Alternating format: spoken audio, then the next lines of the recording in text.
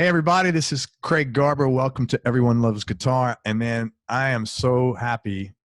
This is the long lost Simon Phillips episode that we've tried 3 or 4 or 5 times or something like that to get together. So quick announcement. I want to just thank Matt Bissonette for connecting us, our mutual friend. If you don't know Simon Phillips, I'm really sorry. I'm going to give you a real quick background and then we'll get into it. Simon's professional musical career began at the early age of 12. He started performing and recording with his dad's Dixieland band until he was 16. After that, he got an offer to play in the musical Jesus Christ Superstar down in London, and this set his path to becoming one of the most popular session drummers at that time in London. His musical career since has been incredible. Besides being a member of Toto from 92 to 2014, he's recorded and played with Mick Jagger, The Who, Jeff Beck, Jack Bruce, Peter Gabriel, Satriani, Steve Vai, Tears for Fears, Judas Priest, Roxy Music, Michael Shenker, Nick Kershaw, Al DiMeola, Pete Townsend, Robert Palmer, Stanley Clarke, The Pretenders. This is just, dude, this is incredible. John Anderson, David Coverdale and Whitesnake, David Gilmour, Gary Moore, Frank Zappa, Roger Glover, Bernie Marsden, 801, which is Phil Manzanera and Brian Eno, Mike Rutherford, Los Lobotomies, Nazareth, Carl Verheyen, who we had here on the show, Steve Hackett, Lukather, who was on here, Santana, Roger Daltrey, and loads of other peoples. He's also led many of his own groups, including PhD, which was Simon, Tony Hymas, and Jim Diamond, PSP, which was Simon, Phillips Sace, Pino Palladino.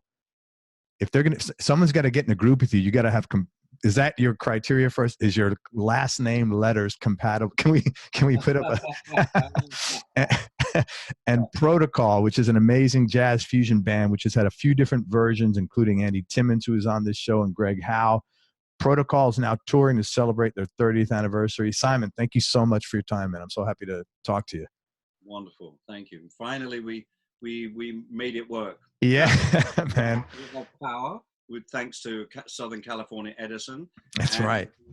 Finally, internet, thanks to Spectrum. Yeah. Cut it off the last 2 times, right when we were starting our interview. I know, man. Obviously, just wasn't in the stars. No, man, but we're all hooked up. So, this has been talked about 100 times before, so I don't want to spend a lot of time with it. I'm only asking because my listeners are probably wondering, and frankly, it's none of my business. You spoke about it at length other places. I know you lost your home in the California fires. It's just, how's things going with that? Is that, I don't even know the right question to ask you. Just over 2 years ago. And in fact, my cappuccino machine, which was the first thing, almost the first thing I bought, because I was missing that more than anything, having been away on tour for a couple of months, was my first purchase, and that its warranty just ran out. And I bought it from a place called Whole Latte Love, which is on the East Coast. That's so and I funny. had to replace the pressure switch. So they very kindly extended my warranty just a few more days so I can get this pressure switch. And I just fixed it and everything. So it's kind of funny because that machine is kind of the anniversary to, when just after the fire, after the Thomas fire. Right. And I remember distinctly what my last machine looked like after the fire. All I can tell you, it was built out of very good steel because It was black and burnt, but still was square. Wow. It was like in one piece. It's amazing. It's been a real struggle actually the last 2 years. I had to fight insurance. That was a year, and not a court case, but a legal battle. And then there was some personal stuff that went down, which got into another legal battle, and then trying to get the replacement building designed, and the architect drawings and stuff with the county of Ventura, who was supposed to make it easy, but I think they held up my permits by 6 months. Unbelievable how difficult it was to try and get permits to basically replace what was, green light everything real quick. It's just, I think it's disgusting, actually, frankly. Yeah. In terms it of is. bureaucracy and the amount of the cost of just pieces of paper. So I'm a little bit bitter about that, because I think it's just unnecessary bureaucracy. And I'm sure, I know I'm not the only one. There's hundreds of other people going through this, and there's a lot of people who are much less fortunate than I am, in the fact that, their houses they'd been in their houses a lot longer and possibly were underinsured, right? Maybe not able to build their house. And the other thing that's happened is that all the prices have gone up, because we've had how many fires since the Thomas fire? There's, I would say thousands of structures that need replacing, rebuilding, repairing, materials have gone up. I mean, the whole thing with China and steel, it's affecting everything. So at this point, I'm really not even sure how far I can go. But I'm just going ahead with doing it because I don't know what else to do, frankly. Wow, man, I'm really sorry I had to deal with that. That's definitely, there's no book to look on. How do you handle that crap, which sucks. Well, the way I look at it is, I feel like I'm one of the lucky ones. Sure. I was on tour at the time of the fire. So I came home with a full suitcase of clothes and another case that had my computer and all the stuff like headphones and, whatever you travel with. I'm fortunate. I actually had at least clothes. Yeah. There's a lot of people who had to run out of their house with what they were wearing. It was in the evening. So a lot of people didn't have, they just had like sweatpants on or some, just what I call cozy clothes to watch TV in, Sure. and they had to just gather whatever they could and make a choice of which car. Yeah. Holy shit. Family, usually you have a car, for the wife, car for a husband. In my case, it was my car that got left. Became a burnt out steel wreck. But from that point of view, I feel very fortunate in that, hey, I had a suitcase of clothes. I'm one of the lucky ones, The other thing is that I'm employed and, I have a, pretty good career and, so, and also I'm pretty resilient. I think, so in terms of that, I think, I feel I'm one of the luckier ones, one of the more privileged ones. It's, it's tough. I know there's a lot of people out there that's it. They've lost everything and maybe they weren't insured. It's tough. Yeah. Well, man, I hope everything, I'm sorry you had to go through all that shit. I hope everything starts to kind of, hey man, even a broken clock is right twice a day. At some point, something's got to work, right? My glass is always half full. Yeah, right. You got to be like that. I'm pretty optimistic. I rarely get down. Yeah. My upbringing. I always look to the more positive side of things. And hey, we're lucky. We weren't born in the 1930s and had to live through the Blitz. Yeah, man. Yeah, that's right. That's right. That was, stunning how many civilians, were affected and how their lives changed. So I feel, we're a very lucky generation. Very, man.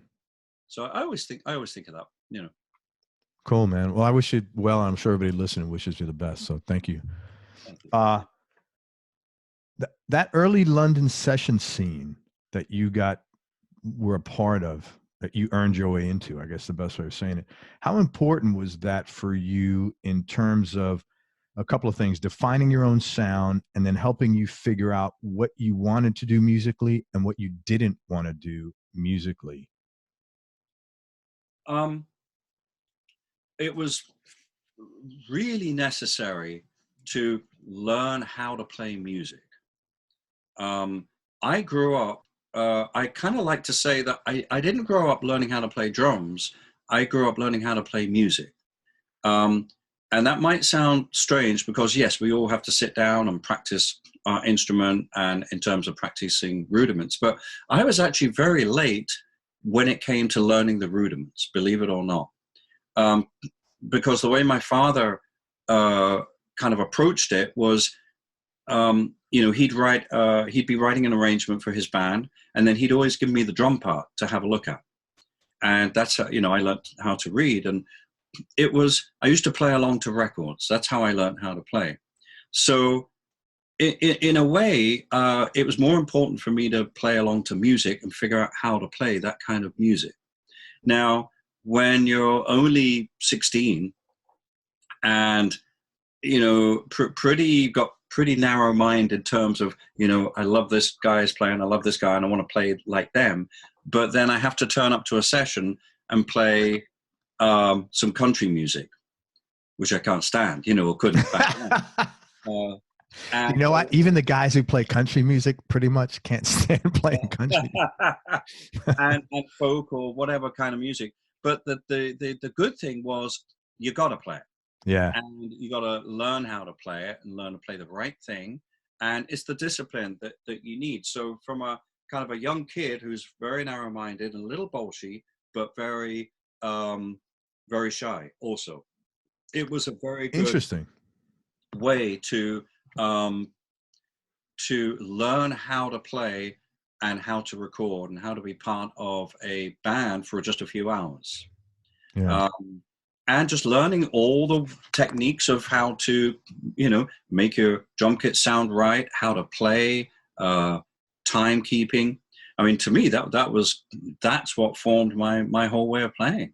Yeah. And also my vocabulary in terms of styles of music. And, back then some days I'd be doing 3 sessions a day. So 10 till 1. Sometimes actually some jingles would start earlier, sometimes like 8 or 9 in the morning, and they'd only last an hour. And I always hated them because I'd go in, set up my drum kit, which is a 4-piece, and then play like 15 bars or 8 bars. And that's it. And I've got to pack this whole lot up again. Wow. Up the stairs to Olympic, for example, or up an elevator and along a long, long corridor to get to Air Studios. It's just, I was like, wow, I couldn't wait to get out of doing jingles, Right. But in those days, you accept everything because, it's all new and work, and then I go to so there might be a 3-hour session in CBS, let's say in Whitwell Street in London. And that might be it's probably a CBS or Columbia artist. Mm-hmm. Coming from Spain. I remember this one guy, Calderon, who was actually Calderon. That's right. He just passed away a couple of years ago, actually. Great album, really fun and big in Spain, huge in Spain. And then we do that sessions, all reading charts and stuff. And then I was like 16, 17, 18, that age with the youngest guy on that session would probably be late 20s. So you really were the baby on the... Yeah. And it was funny because a lot of the London musicians knew of me, and the people I got to know were like, hey, Simon, how you doing? Oh, all right, and it's hey, Simon's on the session today. It's like, it was so sweet, actually, really, and nerve-wracking as well, but I'd already had a lot of experience. Yeah. So, to me, I was almost like a seasoned session guy in attitude, but I still had an awful lot to learn about how to play certain things, and it was a very interesting time. And then I go to the next session. Maybe I'll drive over to I'm trying to think of all the maybe up to Willesden to Morgan Studios, which so many records were made there. Black Sabbath, Hot Chocolate, Jeff Beck, Silver Lining. We recorded Gary Moore, Back on the Streets Again there. Jethro Tull albums were all recorded there. Peter Gabriel first album with Bob. The producer. Ezrin? Yes, thank you, Bob Ezrin. And I met both Peter and Bob then in 1976, and then worked with them later on in later years. It was a great studio. Had its own canteen, its own bar.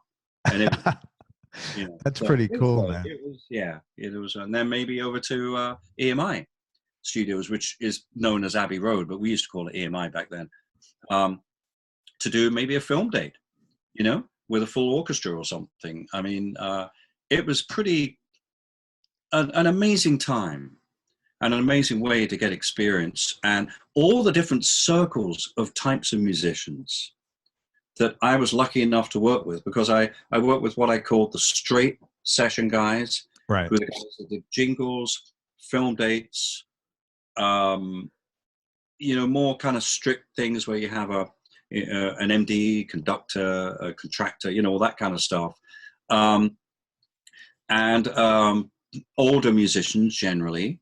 And then I go to the next session, which might be like the next generation of session guys, like the guys that did, you know, work with Elton John, for example.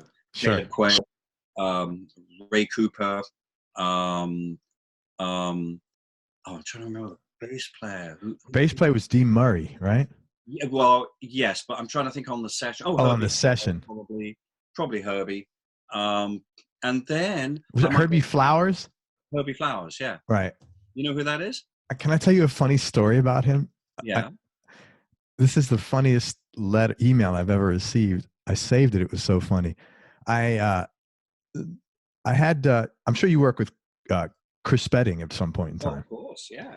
Okay, so I had Chris on the show, and then I read an article. Herbie laid down some famous bass line. Maybe it was "Walk on the Wild Side." That's what I was going to say. The upright bass line for right. Lou Reed. I sent him a note. It was really funny. And I said, "Hey, I'd love to have." I said, "I'd love to have you on my show." I got his info from Chris. He goes, and he writes this in all capitals. And I'm not taking the piss out of him, but it was just so funny. I had to save it. He goes, "You know, Craig, every podcast I've looked at falls short of being interesting." This he wrote, and it was so.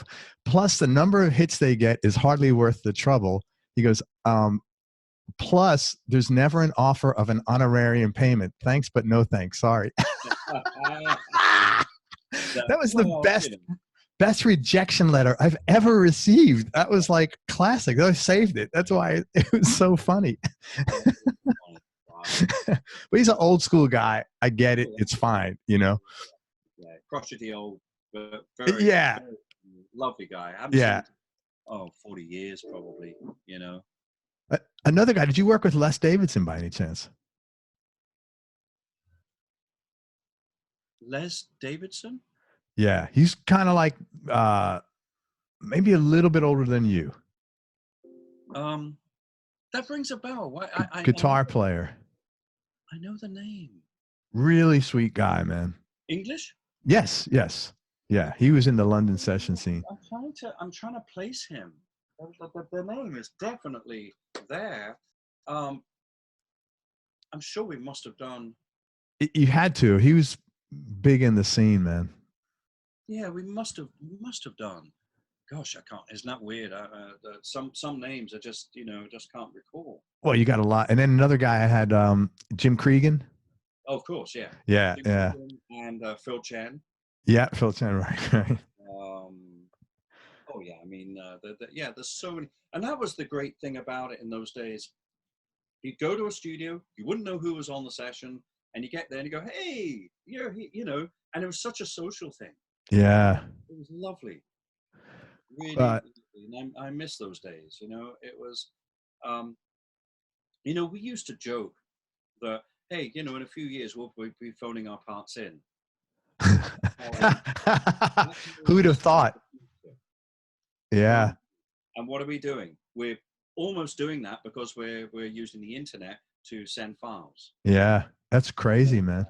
It really is stunning how we perceive that. Back in the 70s, that's how we used to call. Yeah, in the future, we'll just be doing this at home, phoning a part in, That's wild. And now you are. No, not at all. Yeah. Well, you didn't seem it, but 21 years of, I've been living in the States now for 28 years, 27 or 28 years, and being in Toto with Steve Lukather for 21 years, that changed my whole approach. Yeah, no. Three favorite sessions, knee-jerk reaction that back from that day. Oh God, that I mean, you know, there are literally hundreds of sessions.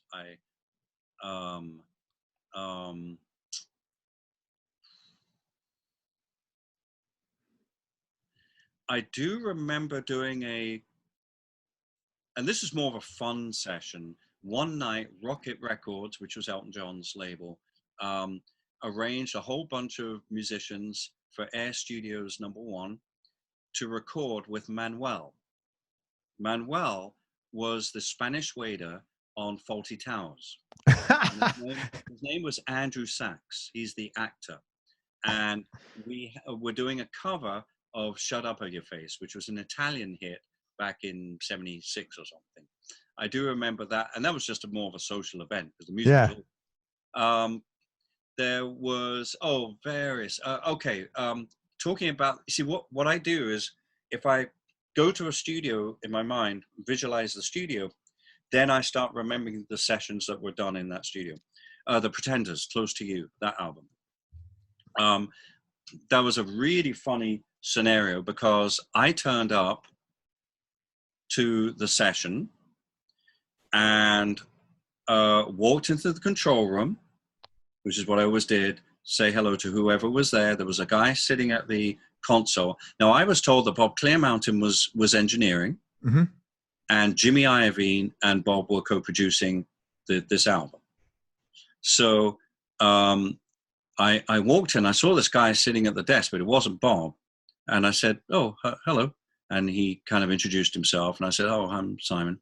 And I looked through the glass, expecting to see my drum kit all set up and mic'd up. And I see a riser with one lonely bass drum on it, which is not mine. But it's a bass drum. It's got a microphone on it. And I'm looking, I go, where's my drum kit? And just at that moment, my drum tech, Ravi, walks in. I go, hey, Ravi, why isn't my kit set up? He said, that's the problem. I went, what problem? And then this guy who's like the assistant engineer to Bob, he said, well, we've got a great bass drum sound and we, want to just set up your kit around it. Very happy that you have a bass drum sound, but who's the drummer? Well, you. I said, well, I have my own bass drums. Thank you. And I have my own sound too. And because this was like in 85 or 86, I think it was, I'd had a much more, many years I was engineering. And so I got my sound together, and he said, well, I said, look, do you want me to play? If you want me to play, I need my drum kit.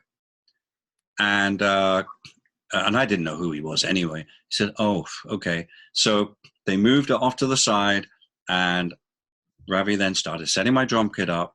And of course, that's going to take a while. In the meantime, Bob Clearmountain turns up, sees the drum kit, and he goes, well, and I knew Bob for a few years, but we'd never worked together in the studio. Okay. Actually, so he's looking at the kit. He said, well, do you need all that? And I said, it is a drum kit. It is my what it is. That doesn't mean I play every drum all the time. It's just, that's my instrument. And he goes, well, I like to use, I like to double mic the toms. I like micing the top head and the bottom head. And of course I go, really? You mean one mic's not enough? Because I'm a little old fashioned when it comes to that. And I said, well, I'm sure they got a lot of microphones here. He said, yeah, but we're going to be out of channels. I went, yeah.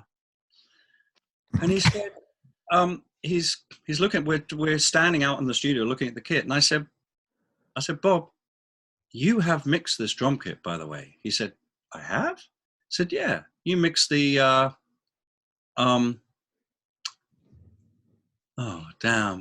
Voices, Russ Ballard album in 1983. He went, yeah. He said, same kit. Really? You see, in those days, because we're recording to tape, we didn't record each mic to its own channel, like is generally the case now. We would mix things. So all the tom-toms would just be on 2 channels. Sure. We have a whole kit on 8 channels, you know. I even used to put both kick drums to 1 channel. It was silly having a track there with maybe 2 hits in 5 minutes, you know. Right. It's the channel. It's a good tambourine track. You never know. Or cowbell, the edge track, you know. Right. So I would get the whole kit onto 8 tracks. And if I needed ambience, 10 tracks, you know. So it's overheads, all the toms, 2 kicks, snare, usually hat separate. And then I think that gives like 1 track for something else. Maybe I had the gong drum on a separate track. I actually don't remember. And so there was no way of him knowing how large the kit was. Sure. You see what I mean? When he's Yes. but he heard the sound, and so he was. I did. I said, yeah, it's the same drum kit. And they went, oh, and he was kind of like, oh, okay. And so I said, okay, look, let's do this. Let's take away the first tom, 10-inch, and we'll take away the last tom. And he said, okay, that's a good compromise.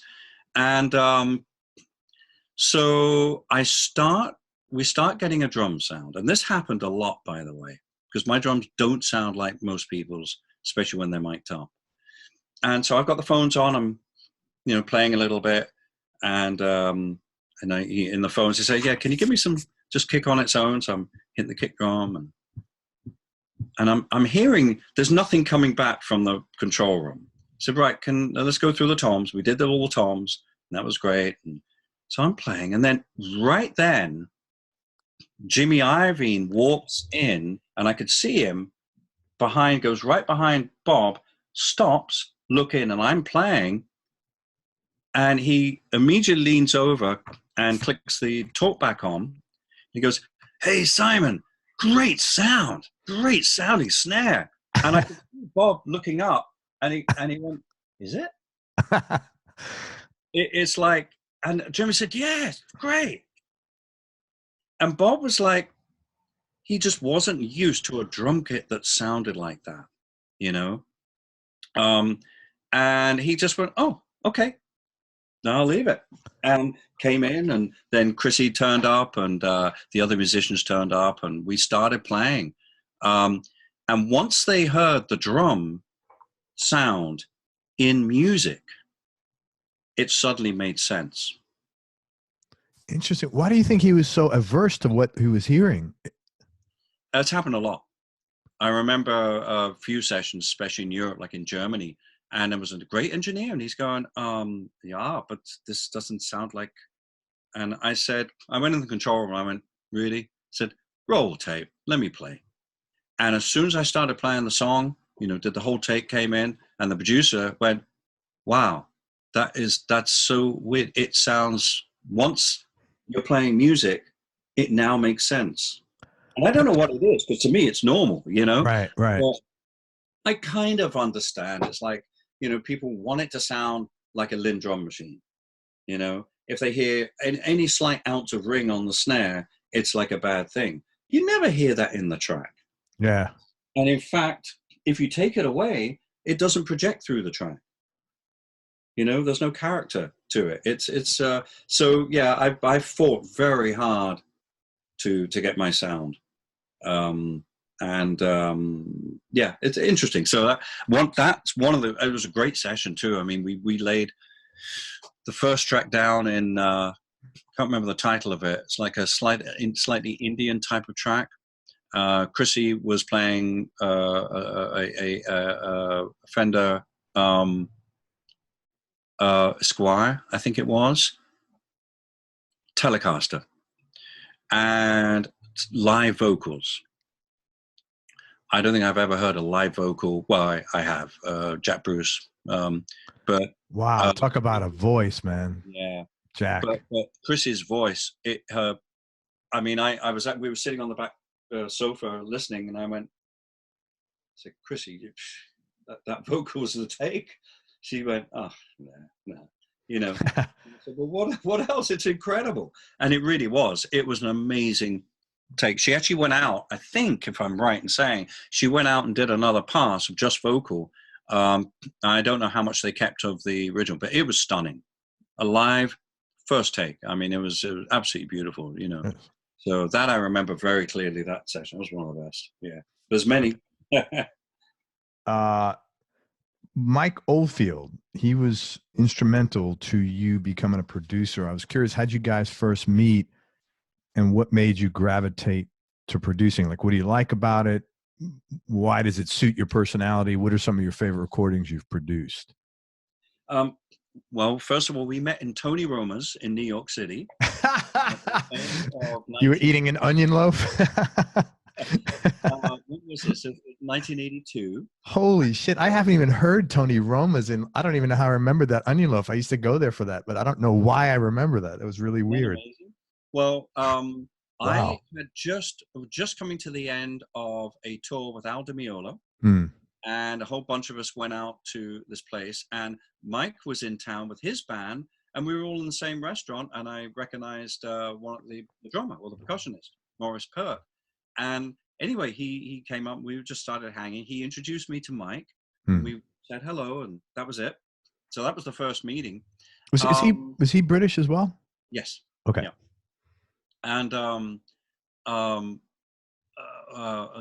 what happened then? Yeah, so that was the end of that. And then I do remember getting a call from Richard Branson. I'd got a call from Mike's office to do a session. Right. I couldn't do it. I was busy doing something else. And then Richard Branson called me because Mike is kind of very, very persuasive. You don't say no to Mike, And so Richard called. Like, did you know Richard Branson? Did you have any relationship with him, or not up until that point, but I knew who he was, obviously. Sure. I said, Richard, I'm sorry, I'm flying to so and so to play. I can't do the session.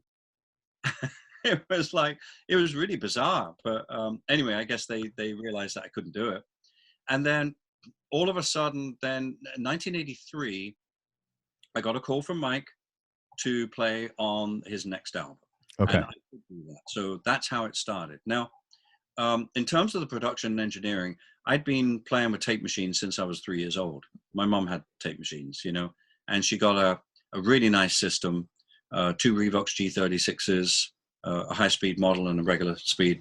And she used to take all the tapes from my dad's broadcast. She'd get a dub of it, which is on a 10-inch reel. So she needed a tape machine that could take 10-inch reels.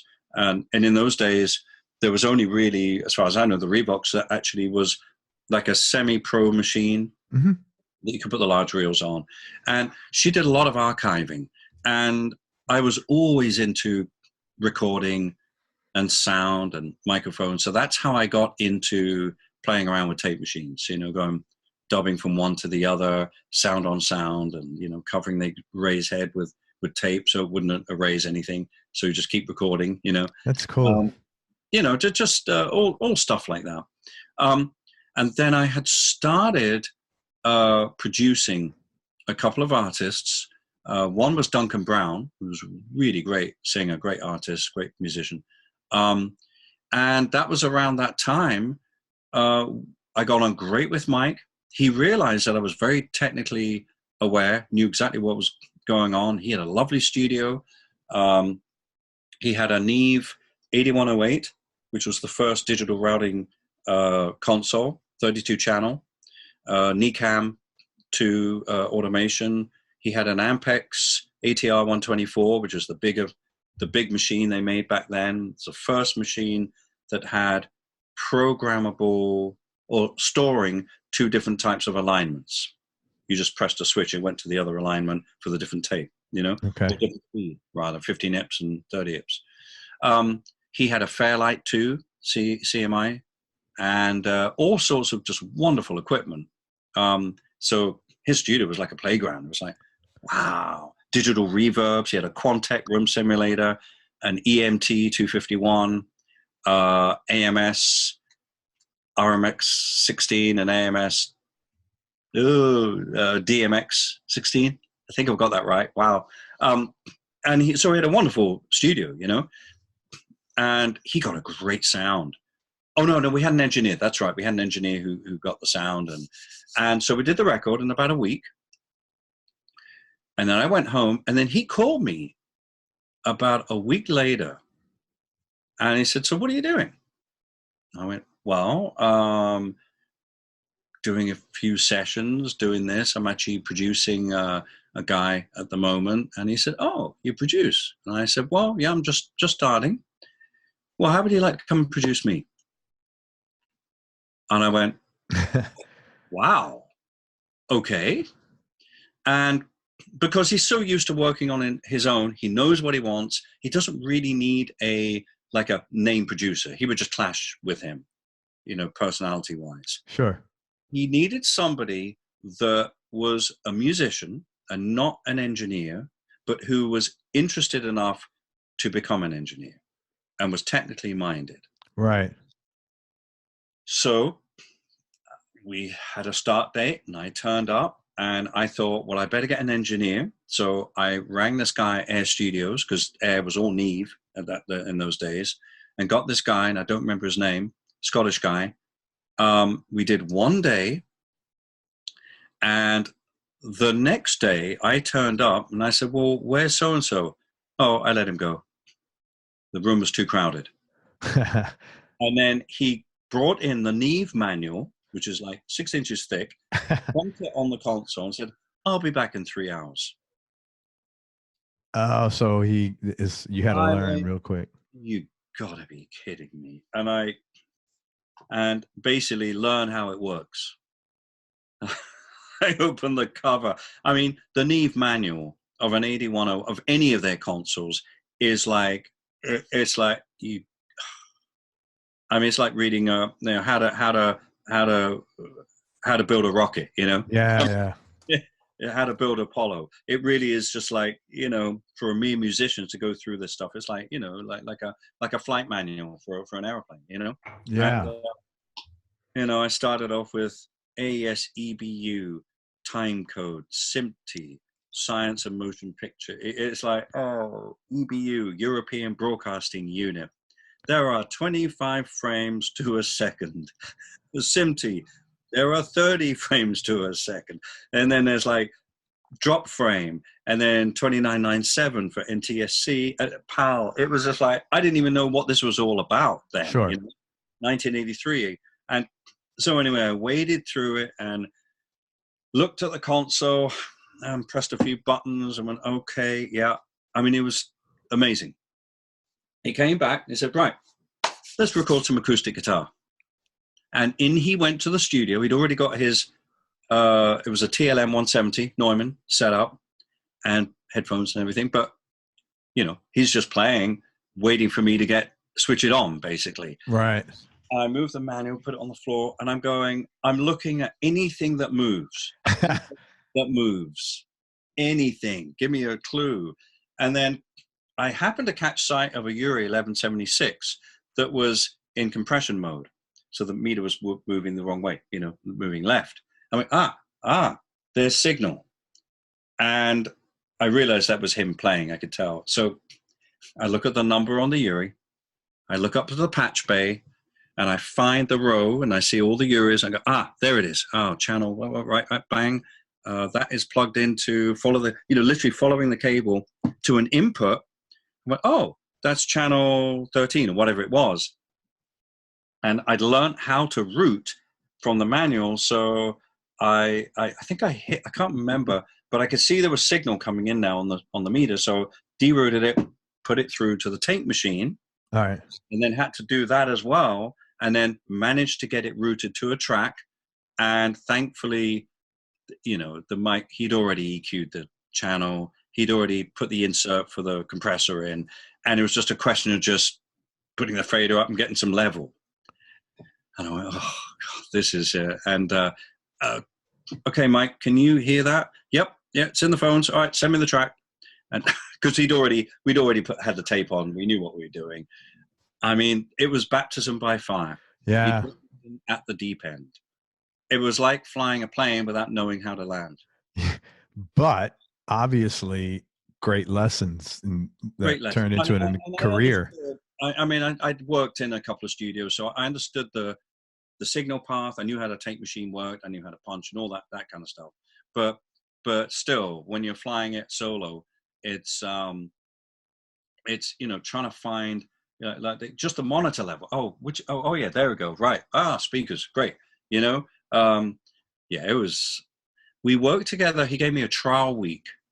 A whole week. I mean, like I was riffing like crazy, busking like crazy, and but I ended up doing the whole album, co-produced it. I even started mixing it because he wanted to just sit at the back, and he let me do all the basic balances.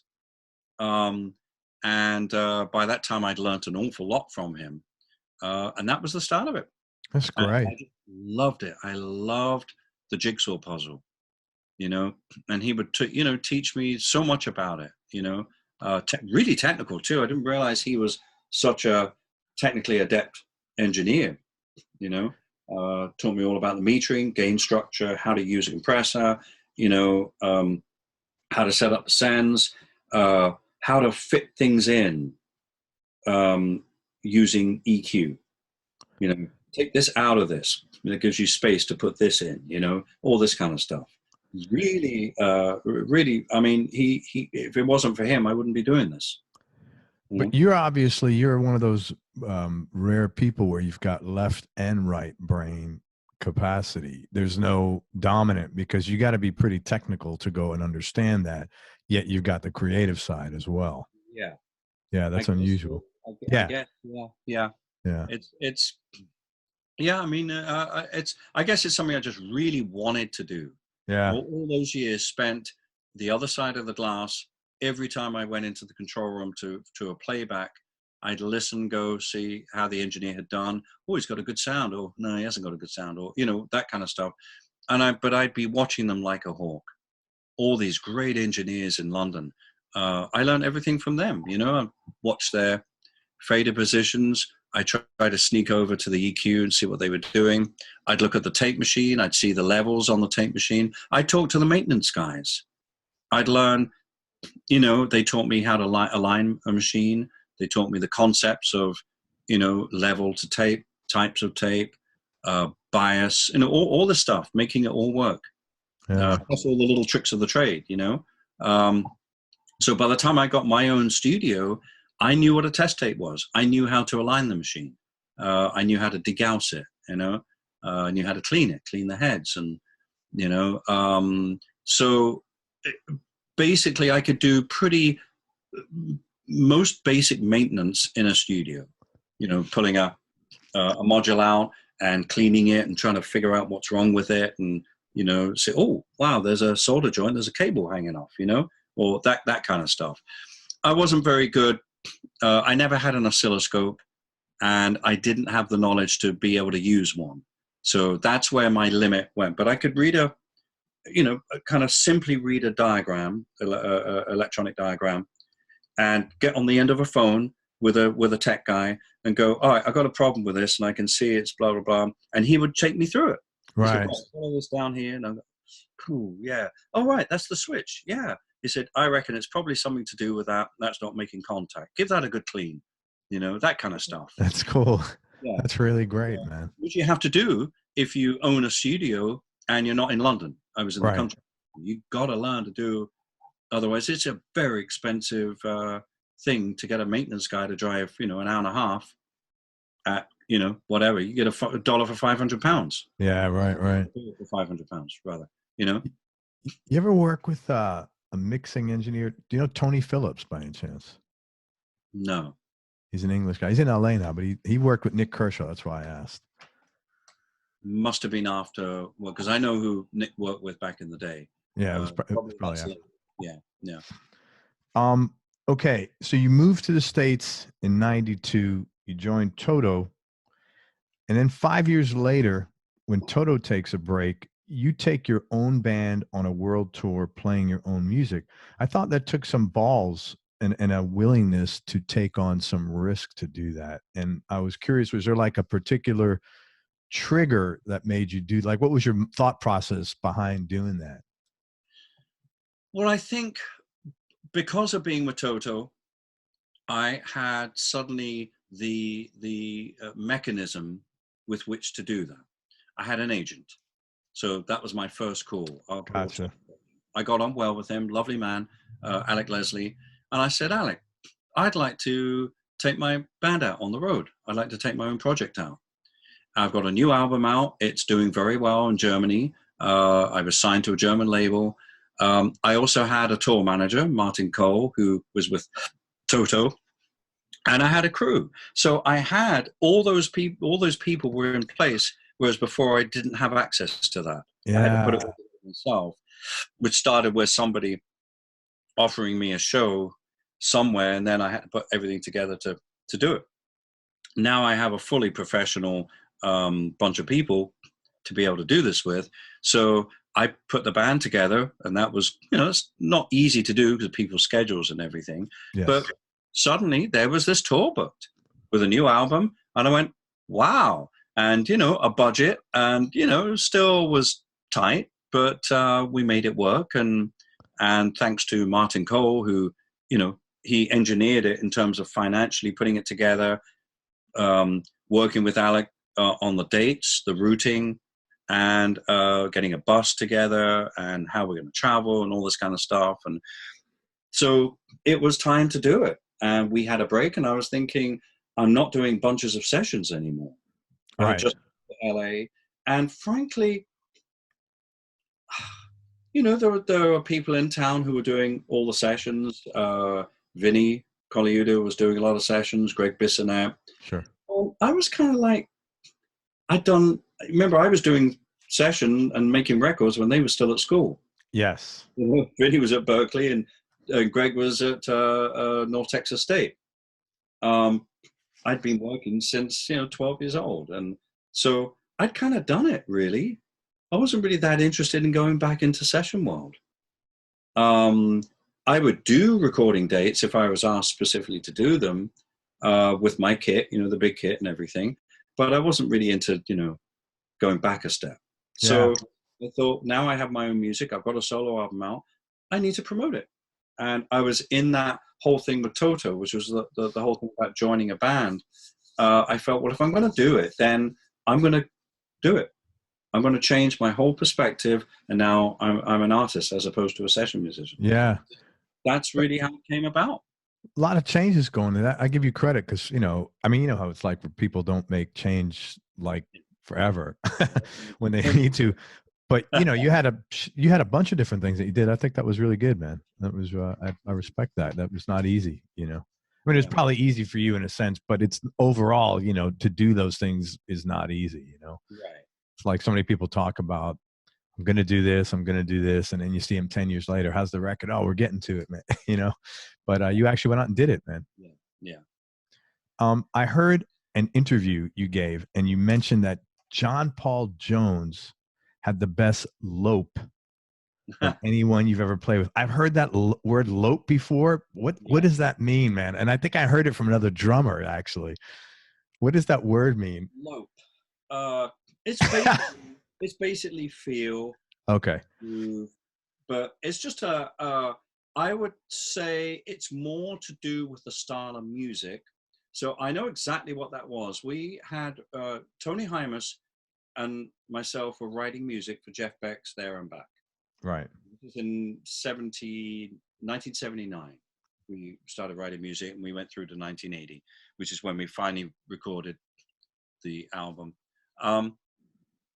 And Jeff would invite people down to his house to play, so because he's always looking, he's looking for a bass player, really. Now, John lived fairly close to Jeff down in East Sussex.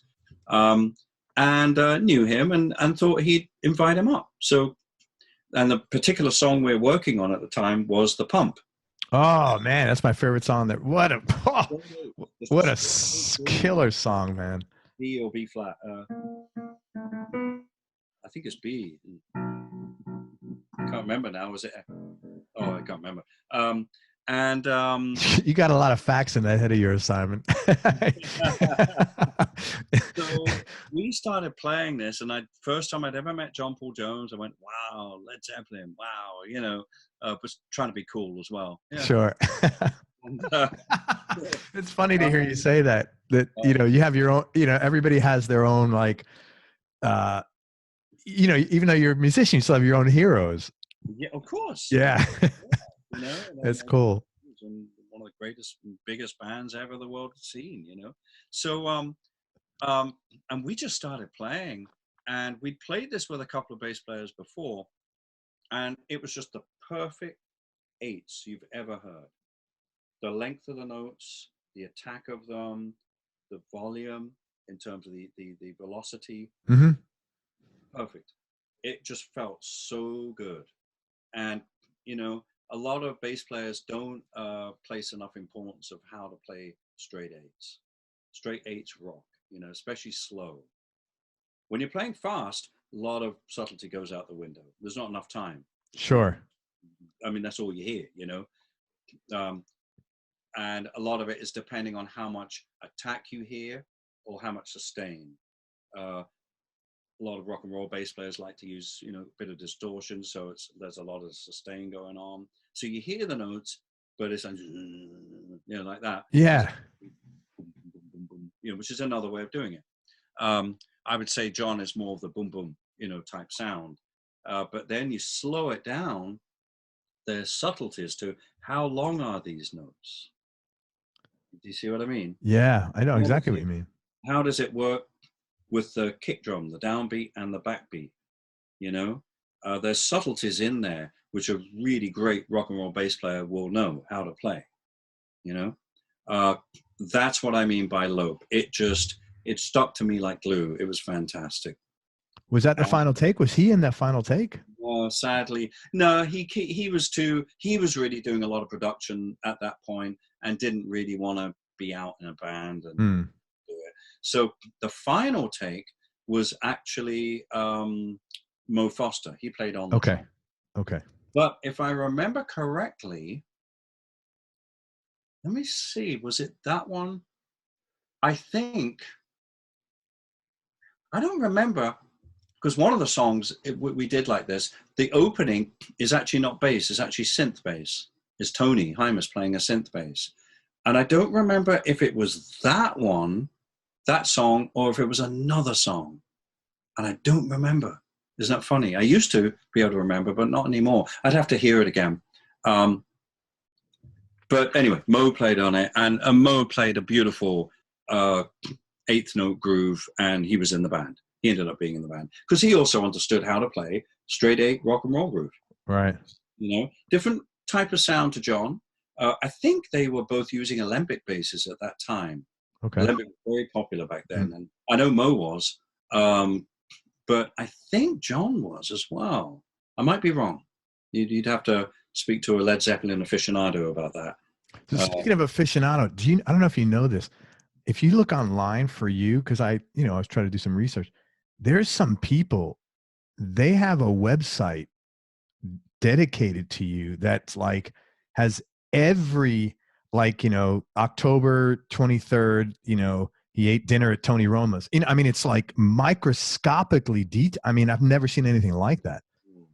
I mean, it's a little creepy, to be honest with you, but I couldn't believe it. And I was like, how does, I don't even know what I would have done on October 23rd. How does somebody else know? Well, actually, you know what? I might find that quite interesting because I've lost a lot of my records in the fire. My diaries were saved from 74 up until till I moved to the States, 92. Okay. They were saved. I just, with the help of somebody up here who works for LinkedIn as a computer guy, he managed to extract, I used to use Palm Desktop.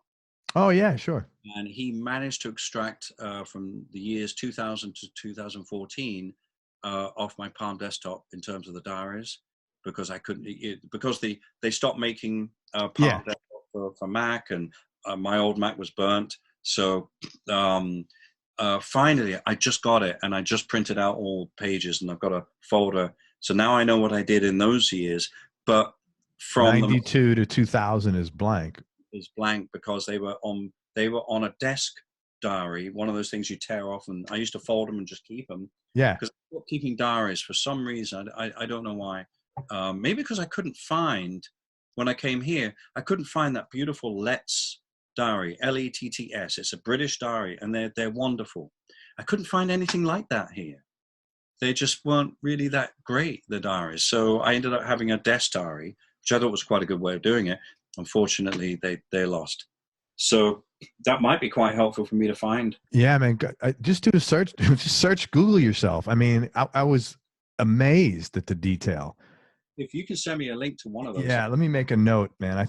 I'll be able to find that. I'm going to mention some artists you've worked with. If you could talk about how you got the gig, like how you first connected with them, and then a cool or interesting story about working with them.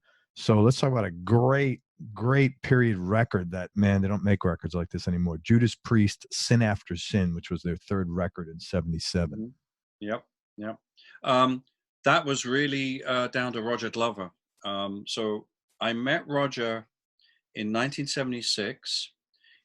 He was doing a solo album, and he asked, there's a company called Mountain Fjord, which is a guy called Martin Ford. He was a contractor, plus he was a conductor, and he had he did a lot of string sessions for, he worked a lot with, what's his name? He did all of Elton John's string arrangements. Oh God, I can't think of his name.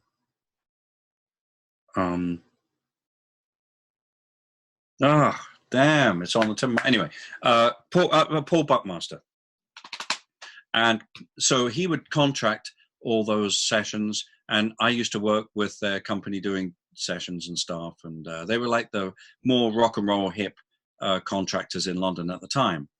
And so Roger was asked, he said, I need a drummer. Who do you recommend? And he said, well, we got this young guy, Simon Phillips. He's doing a lot of sessions right now. He's like, the guy people are asking, to play on their records. But he's really young, really. So how old is he? He's, this is 76, 19 years old. I went, are you sure? He said, yeah. So anyway, I got a call from another guy called Jeffrey Levinson, who worked for the company. He said, come out and meet Roger Glover. And I went, bloody hell, Roger Glover, Deep Purple, are you kidding me? And so I drove out to Buckinghamshire and, pressed the doorbell. Oh, you had to go to his house. Oh, yeah. Roger opened a beautiful, mansion, as they all rock and roll stars had in those days, Tudor mansion. It's like I was going, oh, And, so he opens the door and he sees this kid and he goes, yeah. I said, I thought you're selling newspapers. And he's looking at me like, well, come on in. And, and I was pretty shy back then. I didn't really know how to meet people and how to, especially rock stars. I was like very nervous, and I was like sitting there and sitting in the kitchen. He said, well, would you like a cup of tea or a beer or something? I said, yeah, a cup of tea would be great. And anyway, and I kind of look at things, look at the kitchen and look at the hi-fi system, go, ooh, and I think I found something to talk about. And he had a quad amp. There was a company that made hi-fi stuff. And he had nice speakers. I went, oh wow, those are nice. I like those JBL Centurions or Century. That's right, Centuries. And then Jeffrey arrived, and they were chatting away. And Roger said, well, let's go and play then. And he had a little studio there, and there was a little Ludwig drum kit. And so I, did a couple of things and just started playing. And he's playing bass, and he's like going, wow.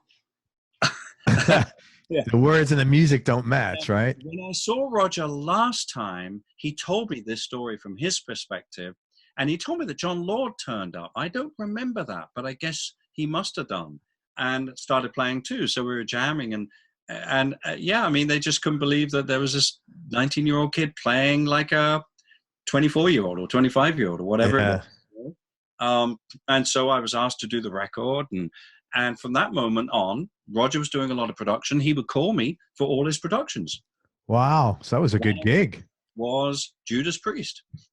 And so Roger Glover produced Sin After Sin. I did not know that. Yeah, wow. Yeah. So that was that. And we recorded it at Ramport, which is the Who studio, or Pete Townshend studio. All live. Glenn to my left, Ian to my right, and Rob in a vocal booth, and KK sat in the control room with Roger. He didn't play. It was just a trio that played the tracks. And that was it. We made the record. And that was it. Any funny stories from those guys? No, I don't remember any funny stories, actually. It was kind of serious. Glenn's kind of very businesslike, very serious, you know. No, it was, I could see they were at the stage, well, you say it's their third album. Yeah, it's obviously quite new to them, and they were very serious about it. They were young, of course. They hadn't got to that stage of the people I was working with, like a little older, who were a little bit more laid back, and, you know, they're a bit more, you know, intense, I guess. But it was great, and I just played the way I felt that rock and roll should be played, which was more groove. Yeah. I felt rock and roll in those days didn't have a great groove. It was kind of on top, little top heavy. And I wanted that. I wanted to bring that Bernard Purdie, Grady Tate vibe to heavy metal. Well, we didn't call it. Remember, it was not called heavy metal then. Right. Well, it was hard rock. It was hard rock. Yeah, it was hard rock, heavy rock. That album is considered, as far as I know, to be almost one of the first heavy metal records. Great record, man. All their early stuff was phenomenal. I really enjoyed it, man. And I played it from this is one thing I used to do. I would say, how would Bernard Purdie play this? Interesting. So he was like, I guess your philosophically, he was your influence, your drum. He was one of them. Yeah. Grady Tate was another one. Steve Gadd was another one. A bunch of different players. I would try to play rock and roll as though I were playing in Earth, Wind and Fire. And vice versa, when I was doing funk sessions or soul sessions, is what we used to call them, I would play it more like how would Tony Williams or Ian Pace or Bonzo play. Interesting. More splashy, a little bit more open. So I would try to cross-pollinize the styles. Now, nobody on the session would figure that out, obviously, but that was where my thing was. Well, you wouldn't want to tell anybody that too, because they'd have a bias against, about something so opposite. Yeah. It's interesting. I have lately been trying to do different things, like not do the thing I normally do. And I made a decision the other day. It was something simple, like I was going to cancel an appointment. And I said to my wife, fuck it, I want to go, because I would normally always cancel this. Right. And I'm in this, personal development stage, or whatever you want to call it. I'm just trying to do different shit, because I think I'll get different results. Not that things are bad, but I'm just trying to grow a little bit. And I did the appointment, and it worked out great. Everything, it was like light years beyond. I was like, and then I met this really nice woman. We were talking about something we had in common. It was like very, so I think when you do stuff like that, you're more apt to get a better result when you do the thing you're not normally. Yeah. Yeah. Oh, definitely. Yeah. That was great, man. You did that. Really, really. Yeah. It was a great album. Really enjoyed playing on it. Yeah. Lovely. Talk about one of my favorite guitar heroes, Gary Moore. So you played with Gary on Back on the Streets in '78 and After the War in '89. So I wanted to know, how'd you meet him initially, but also what changes took place between those two time frames, both for you and to the extent you observed this or perceived it in Gary's world or in his music, based on your observations. Okay, so in '78, we recorded Back on the Streets was a 16-track recording. It wasn't 24-track. It was done at Morgan Studios, Studio One, upstairs. God, your memory is freaking amazing, man. You got a lot of sessions in there, man. That you're. The early years I remember more than the more recent ones, funnily enough. Yeah. Again, live, Gary was set up to my left. He had 4x12s, 2 heads, and 2 Wem copycats. That Wow. was his rig. And we had some screens, not great ones. And every time he played, the same with Judas Priest, every time Glenn played, my snares would rattle. Yeah, I'm sure. Actually, in the recording. To my right was John Mole, the bass player. He probably had a bass amp and speaker of some sort. Most of the time in those days we did. We actually set up amps and speakers, in the same room next to each other. Don Airy was on keyboards. I think it was Don, yeah. We had a great time. Gary was lovely. He's a huge fan of Jack Bruce, and I was playing with Jack at the time, so he asked me a lot of questions. Oh, cool. And it was great. It was a really wonderful album.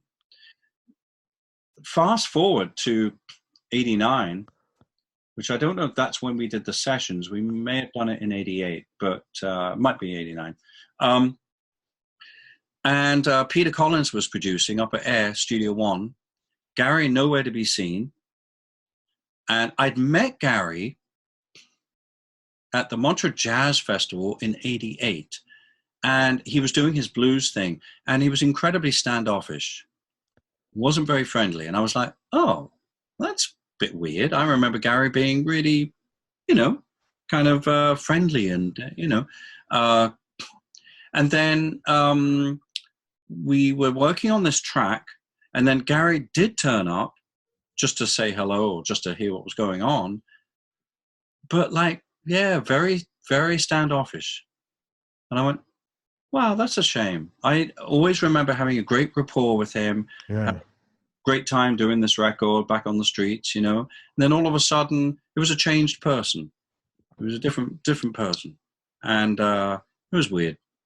So I didn't really have any contact with him. I was just dealing with Pete Collins, the producer, to a pre-recorded track, basically. Wow. That's sad, man. It is, yeah. Bit strange. Well, one of the greatest, players, tone, everything, man. Yeah. Of course, let's talk about Jeff Beck there and back. How'd you 1978, Max Middleton, he was looking for a new band, looking for a new drummer, new bass player. And Max recommended me. So I was invited down to his house and turned up, met him. Before he shook my hand, he wiped his hands on his jeans because they were covered in oil. And met him and set up my little drum kit, and we just started playing. John Giblin was the bass player. He didn't get on with John, so John was never invited back. But we started playing some of the music that Jan Hammer had written for There and Back, and we got on great. And then just kind of went on from there. Yeah. And then I did a tour with Jeff and Stanley Clarke. Introduced him to Tony Hymas because we had keyboard player problems. They loved Tony, and then Tony became kind of part of There and Back. And then we went down to his house one day, and we were jamming on these same songs. And I looked at Tony, I realized something. And then when we had a break, I went up to Tony. I said, Tony, Jeff doesn't write. He's not a composer. We need to write music for him. And I think I know exactly the type of music he needs. I understand what's going on. He likes jazz harmony, but most of the stuff that's written for him is way too jazzy. He's still a rock and roll player at heart. And my background's rock and roll, I think I know what he means by instrumental rock. I think we can do it. So that's when we started getting together and started to write all that material for There and Back. That is so cool, man. What a great record, man. Golden Road, El Becco, Space Boogie. We had other songs too in the pipeline, but those are the ones that were recorded, and that was it. Yeah. How come that never, and I'm not looking for gossip, and if you're not comfortable answering this, that's totally cool. Why didn't that, stick for longer? Jeff was really bad back in those days about working. He he hated going out on the road for any longer than 2 weeks, really. Okay. He used to do 3 weekends, and he just didn't like doing it. Yeah. Well, he's never like toured, like done a 3-year tour or anything like that. Right? More recently, he does a lot more. Now he travels by bus, and he loves it now. But he was always like, he was very bad at committing. He almost didn't want to play all the songs. You know, he'd say, "Can we just play a bit of this song and a bit of this song?" That's funny, man. Funny, funny guy like that. I mean, love him. You know, really funny guy. We haven't spoken for many years, which is a bit of a shame. Yeah. But we had a wonderful rapport, and we ended up doing over the years. You know, we did various things, but it just wasn't in his DNA to go out and make more of it than it was. Interesting. Great band, man. Great record. Oh yeah. And another one of my heroes, Gilmour. I didn't even know you did stuff with him. What'd you do with David, man? Well, the only thing I did with David actually was I worked with him with Pete Townshend in the Deep End project. Okay. And that's how it started. And then Dave asked me to play on some of his solo stuff for a recording session. I have no idea whether that even got released or not. But we mainly played with Pete, and that was it. And absolutely lovely man. I'll never forget. I was in New York City rehearsing with Mick Jagger, and he was playing with Pink Floyd it wasn't Giants. It was I don't remember where he was playing now. I can't remember. He sent a car to pick me up from the hotel, drive me out to where it was I think it was in New Jersey. So he was at the Meadowlands. Meadowlands, yeah. Yes. That's where the Giants play, yeah. And went backstage, was given a pass and everything, was shown out to the seats out front. I recognized some of the other people that were there, you know, guests. Prince Rupert Lowenstein was there. I think one of our accountants was there. And anyway, so, and then near the end of the show, somebody came out to me. Dave sent him out and said, Dave wants you to go back now. We're finishing the show any minute, so you want to follow me back out. And I went, oh, wow. In a show, he's sending someone out to get me backstage. That is so cool. Isn't that amazing? Yeah, it sounds like a class. It was really, you know, the fact that he cared and that he think about that during a show, that was really, really sweet. Yeah, very kind. We had a bit of an affinity with racing cars and cars in general. So that's, you know, that was kind of a lot of our connection. Sure. It was lovely. It was great. I haven't seen him for many years, but we had a good time. It was lovely. Wow. You know, I had Guy Pratt on. Oh yeah. Yeah. And I had Steve DeStanislaw on, and I asked Guy, because he's known him for, 30 or 40 years. And I said, man, is there any chance I would ever get David on my show? He goes, no.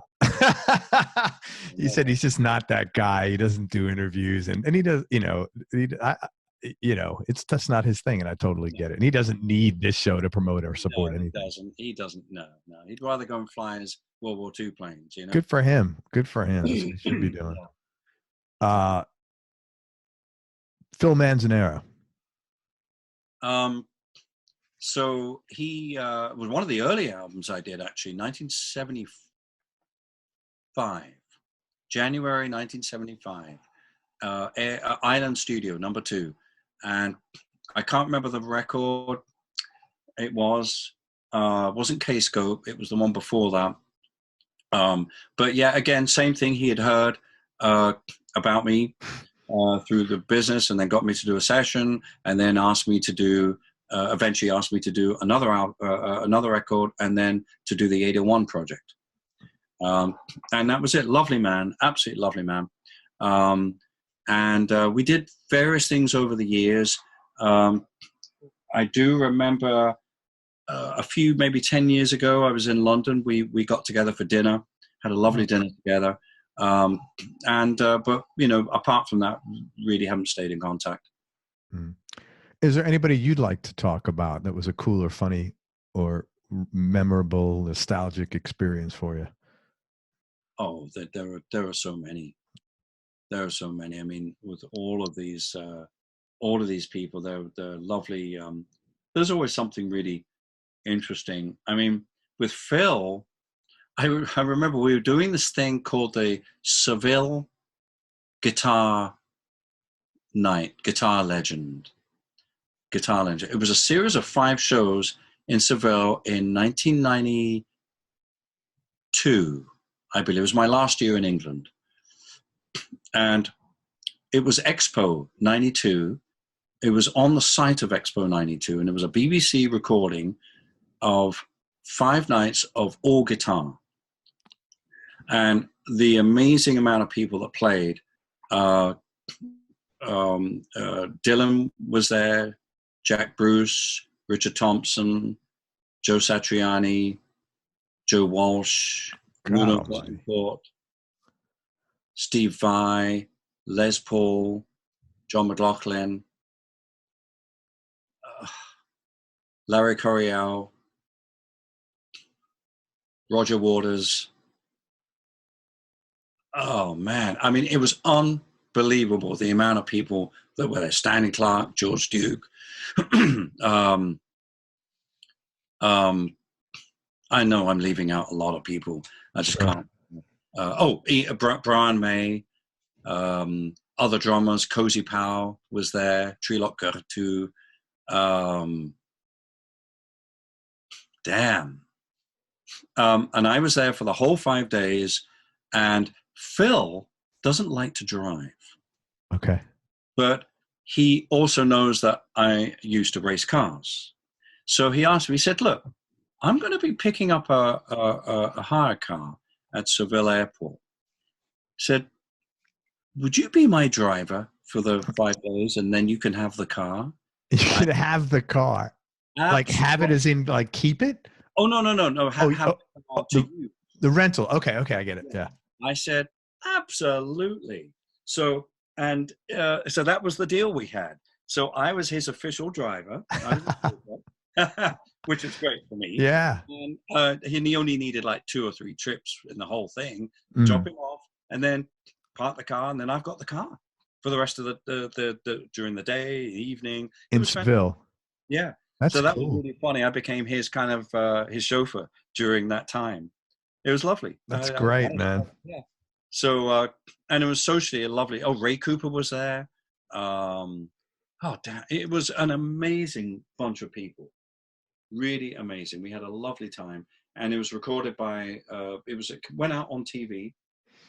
Shoko were doing the PA. I knew the guys from there. It was really stunning. Really stunning, the whole event, you know.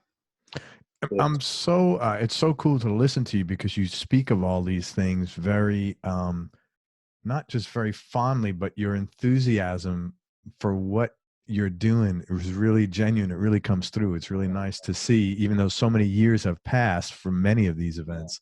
Yeah. You know, it's just really thank you for allowing me to tap into your memory. It's really nice to feel that warmth coming out of you, man. It's very cool. It was great fun. Very, very privileged to be there, you know? Yeah. Great. Well, that's what it is. Your humility about it is really cool too. Yeah. A funny story. So we're rehearsing with Bob Dylan, and we decided to do a song called All Along the Watchtower. I have to admit, I'm not the biggest Bob Dylan fan, frankly. Right. And my version, the only version I know, is Jimi Hendrix version. Sure. So the band is Phil Manzanera on guitar, Jack Bruce on bass, God almighty, Bob playing acoustic and singing. I don't remember who the keyboard player was. There may have been another guitarist. I don't remember. And we start playing All Along the Watchtower.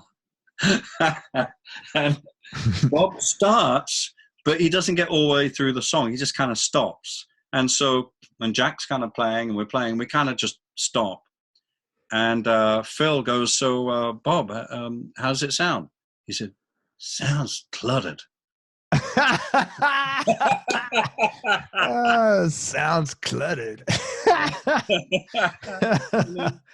It was hilarious. He just came and sat on the drum riser and started playing these really obscure blues songs.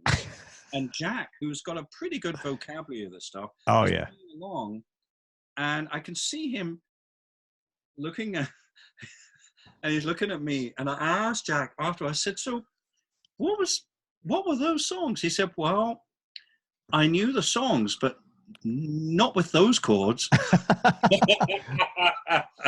It was hilarious. Yeah, That is funny, man. Yeah, it was pretty interesting. That was funny. Yeah.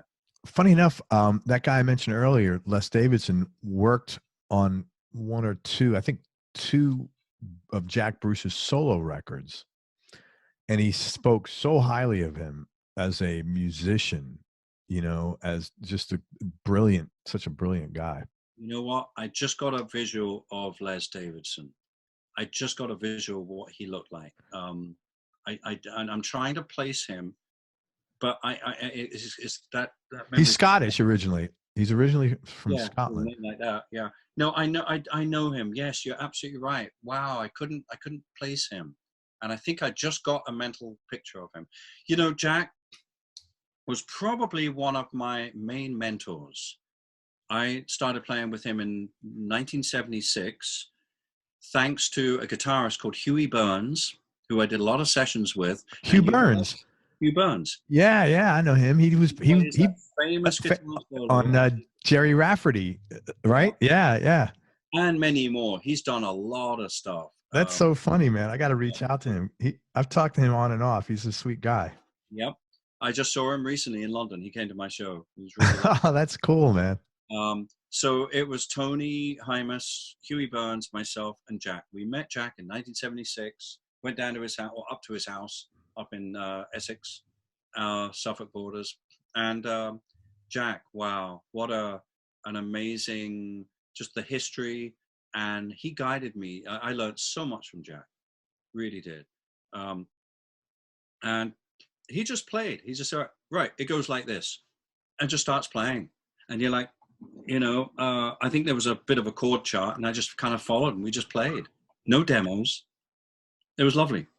But man, you seem to be a guy you like or can get along with anybody. Were you always like that? Yeah, I think that's what another thing about doing sessions does. I was kind of beaten into me in a way. It was like, that's what you've got to do. You've got to be a little bit of a chameleon. You've got to adapt to the type of session that it is. Like in the morning, you'll turn up and you've got, 4 or 5 songs, 6 songs to do, whatever it is. You don't waste time. You get going, grab a quick coffee. It's all business, But then by the evening, you go to, Rampart or Air, whatever, and people are just rolling up a joint and just chatting. And you're not raring to go, but you've got to adapt to the fact that it's a much slower session. And you might be there, in those days, you might be there for 2 hours waiting for some people to turn up, or just waiting for the song to happen. Right. And you've got to adapt to that environment. Nobody wants a guy who's antsy saying, or in those days we didn't have these, but, antsy about, hey, I've got to get home, or blah, blah, blah, it's getting late, or, they don't want to hear that. That's not what you're paid for. You're getting paid. And if it turns into an all-nighter, that's 3 sessions, double scale, that you're getting paid, Yeah. If you're getting paid just to sit there and get stoned and have a cup of tea or a drink or whatever. Kind of hard to be a dick about that. Yeah, that's what you do. Yeah. You have to adapt to the thing. And I think that's what I learned to do, was be businesslike in the businesslike sessions, the straight sessions, when there's a contractor waiting to, write a check at the end of the session, or the ones where you just hang around for a while and chat and, you have to learn how to adapt to that. So I think that helps in terms of getting along with people and adapting to it. And, and there's a very interesting point where you not only have to, you have to adapt and be like a bit of a yes man. In other words, saying, you know, the artist says, you know, try this, try that, you know, and you do it, and you don't give too much of your ideas out. Let's put it like that, because you're not. Yeah. But then, once you're being asked to play on a record after so many years, then people are looking for your comments, because Right. suddenly you've been doing this. You've made how many albums? You know what I mean? Yeah, yeah. So you're in there for you, actually. Yeah. And then it comes a point where you actually have to speak up and say, look, I'm sorry, I don't like this sound. This doesn't sound great. Or you might have to say,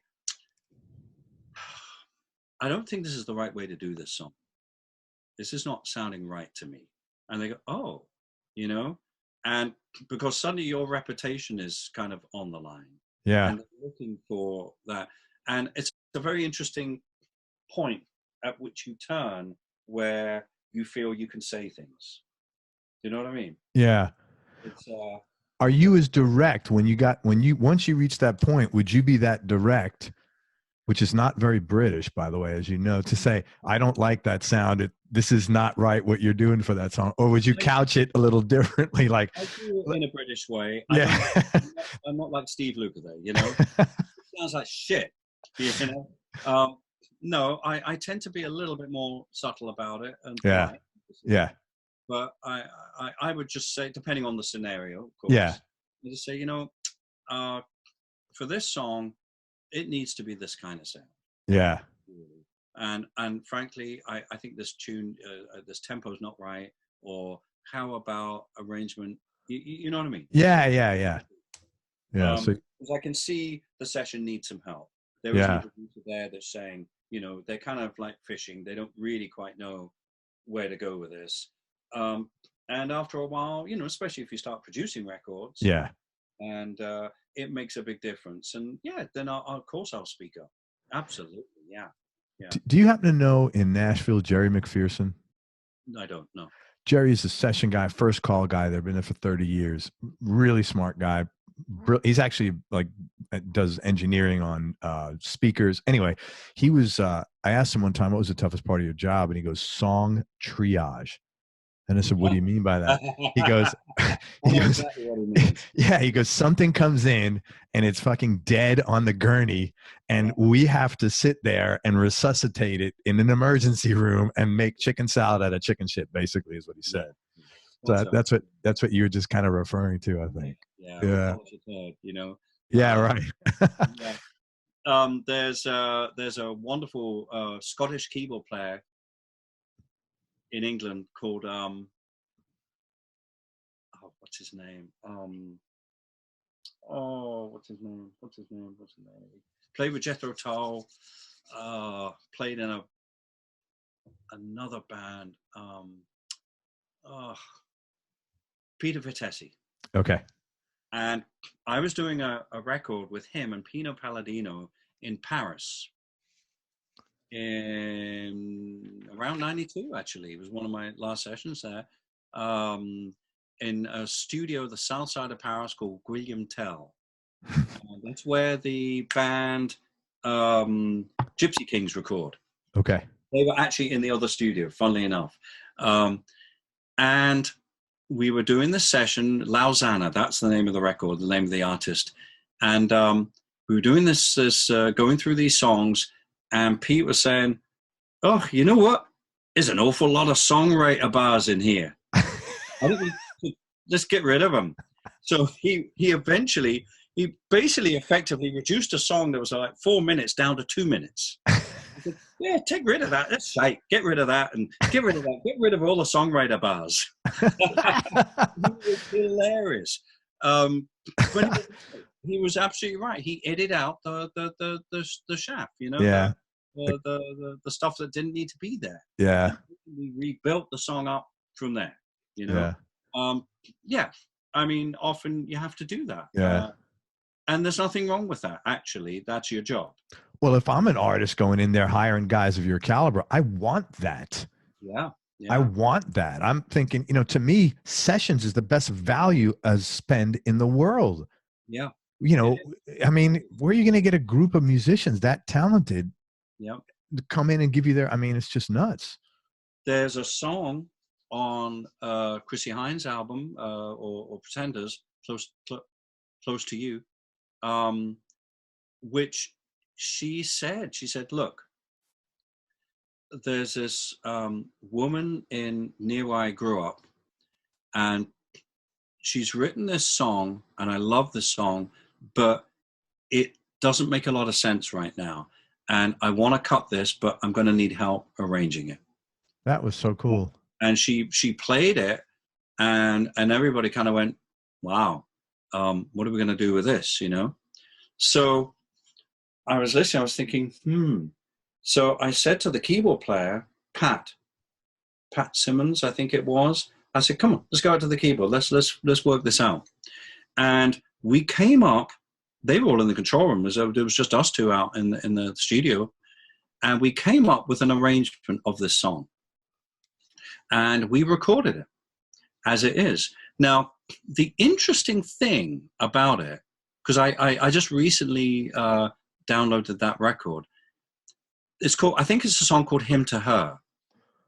And they say it's a live track, but it's not. It's the studio track, because I'm playing on it. And I never performed live with her. And I remember the song very, very, if I can remember the melody right now. Wow.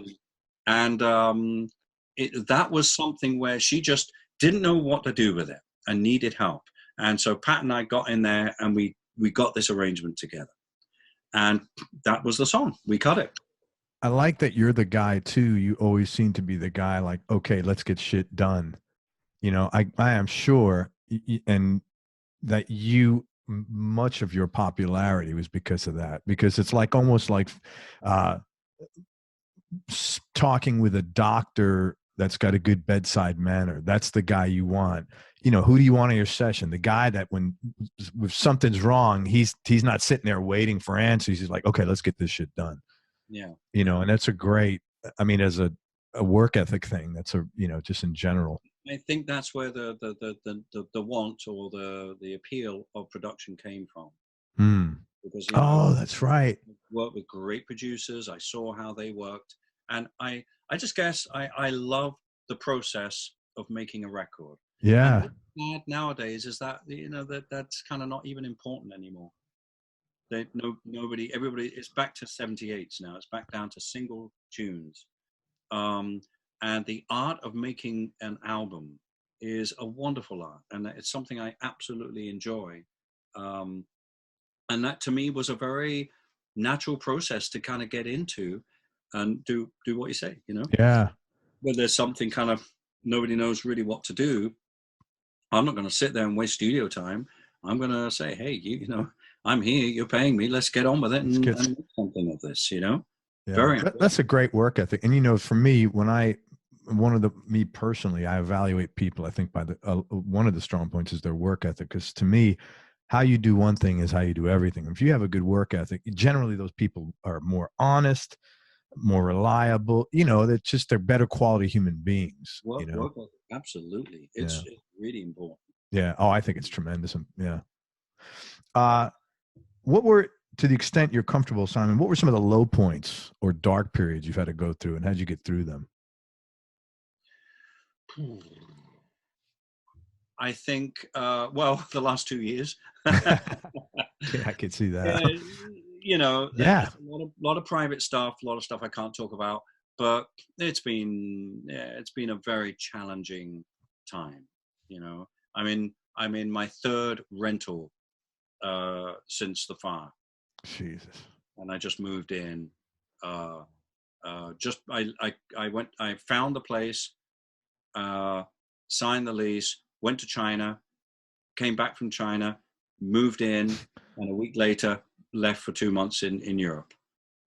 And actually, this is the first time that my first two rentals were furnished. So the only things I really bought was some maybe kitchen stuff. But this was unfurnished, and so it was the first time I actually bought, again, stuff. You know, a fridge, a washer, a dryer, Yeah. mattress, a bed, curtain rails, put curtains up, just ordered some blinds, put those up. You know what I mean? Yeah. On Craigslist for a sofa, and was very, very lucky. Found a beautiful custom-made sofa, which I literally rented a truck and picked it up and drove it back. And the only other bits I have, in terms of furniture, is stuff that was in storage and was not in the house at the time. Wow. So I was lucky. The dining table that I grew up with was my mom's. I shipped it over here. Really? She died, so that's sitting right there. Wow. Sadly, all the dining chairs were in the house, so they all burnt. Wow. A sideboard, again, these were 1960 they were made. So they're repro, it's repro furniture, but very nice repro. Couple of pieces that I bought over the years, which were just not necessary in the house. They were in storage. Remember, I'd only just moved in the house. I was only in the house for 5 months. Oh my God, I didn't know that. Oh, still, you know, kind of just figuring out what to have and what to keep in storage, and so because of that, I was very lucky in terms that there are bits and pieces. But this is the first time I bought some, you know, possessions, as it were, home type possessions. You know. Yeah. Sure. So yeah, dealing with the last 2 years has been you know, pretty rough. Other dark moments. Well, you know, I've been through 2 divorces, actually 3 now. Oh my God, dude. 2 I feel for you. Divorces. Yeah. And then I think the biggest, apart from this, the biggest life thing was when my father died, which was very sudden. I was 16 years old. Oh my God. And a whole other bunch of stuff came up that I didn't know anything about. Wow. So that was interesting to deal with. So yeah, but you know what? We all have it. We all. Yeah, I was just thinking that. I was like, man. Shit. And you know, I just look at it, and I guess it's my wartime mentality. Not that I lived during the war, but both my parents did, and both my parents were active during the war. My mom was in the army. My dad was in the RAF. Oh wow. So I grew, on my mom's side, her family was all military. So I'm really, actually my brother, my elder half brother is the first generation of her family not to go into the military. So, you know, if I go back to their house up in Scotland, you know, it's all pictures of people in uniform. Wow. You know, so it was a very, in a way, I was brought up in a very slightly military fashion. So I just tend to think we're so lucky not to have lived through a war. Yeah. I'm talking as a British person. Sure. Yes, I totally get it. Yes, you guys, especially in the 60s, did have to live through draft and Vietnam. And that was maybe the closest, you know, you guys got to it, unless of course you actually did go there. We're lucky not to have actually lived through, you know, the Blitz or through the bombing in Germany and Hungary and Yugoslavia and Italy. We're very lucky not to live through the Bosnian War, and all the and Ukraine and all the shit that's going on around the world. Yeah. You know? So we're lucky that we're, you know what I mean? I do know what you mean. I know exactly. When depends what your frame of reference is, how you feel luck is. You know, when the more you've been exposed to, the more gratitude it seems like you have. That, well, could be a lot worse kind of mentality, which I think is healthy, to be honest with you. Yeah. So I mean, you know, the closest I've got to a war zone is after the fire, and going back up there when they opened the roads, there were still flames coming out of the ground because there's a lot of oil in the earth around here, especially in that area, which is upper Ojai, going towards Santa Paula. And I couldn't believe it. I was driving and I saw flames coming out of earth. I'm going, how is that possible? It's safe. The fire brigade, firefighters have all made it all safe, but they can't stop that. That's oil. It's got to burn off. So there's flame coming out of the earth. It was the most oil bizarre burns off. thing. And then it doesn't. Yeah, that's really but then weird. you drive, and then you just see the devastation. You see, I don't know. It was the Red Cross actually, and we had a whole bunch of stuff set up with people bringing clothes and food, and it was really, it was like the fire was so fierce and the wind was so high. It was like a flamethrower. It was what I would imagine after an airstrike. Yeah. That's what it looked like. There was nothing left standing. It was like a couple of high explosive rockets were fired and onto the house, and everything reached such a heat that things, metal melted. There was not even a bath. I had 2 bathrooms. And there wasn't even a bath.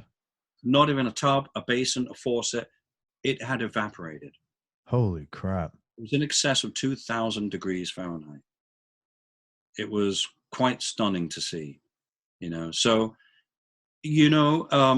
that's what would be after, a bombing mission or missile attack from NATO onto, Bosnian or Russians onto Afghanistan, all that kind of stuff.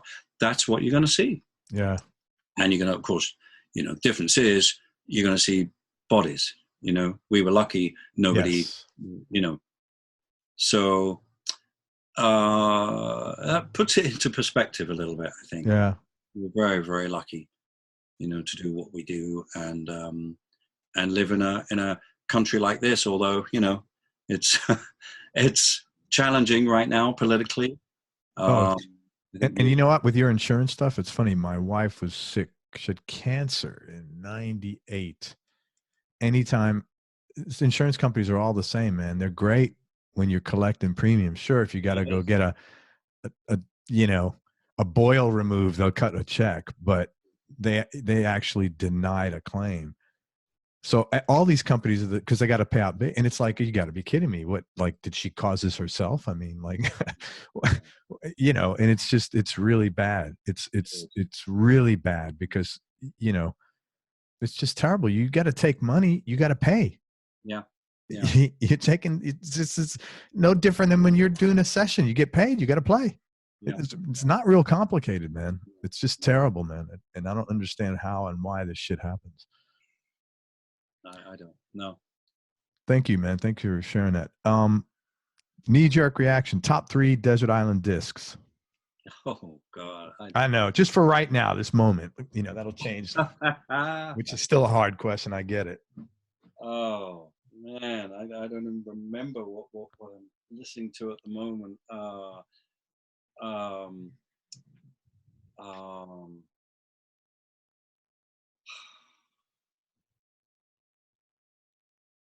Okay, one of my all-time favorite albums is Jethro Tull, "Thick as a Brick." Great record. Yeah, I love it. Absolutely love it. The mix. What was his name? Black. His name's Chris Black. No. Chris Blackwell? No, that wasn't. No, Chris Black. No. His name is Dave Black, Ron Black, Al Black. Wonderful engineer at Morgan Studios. He mixed that record. Absolutely brilliant mix. I actually had Martin Barr on here, and he is like in his he's like in his late 70s, and it's like he's 17 years old going out to play a gig. He was so enthusiastic about playing, man. It's great to listen to him. Yeah. Oh boy.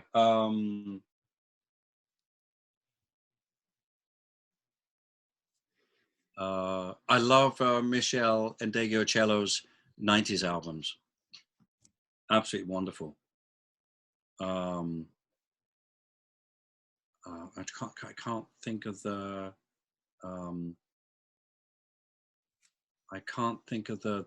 name of the CD. Of course, I've lost all the CDs too, but it's on my playlist on my computer. Headhunters, Herbie Hancock. Oh yeah. I do every month when I'm in town, I do a jazz series up here in Ojai in a place called the Deer Lodge.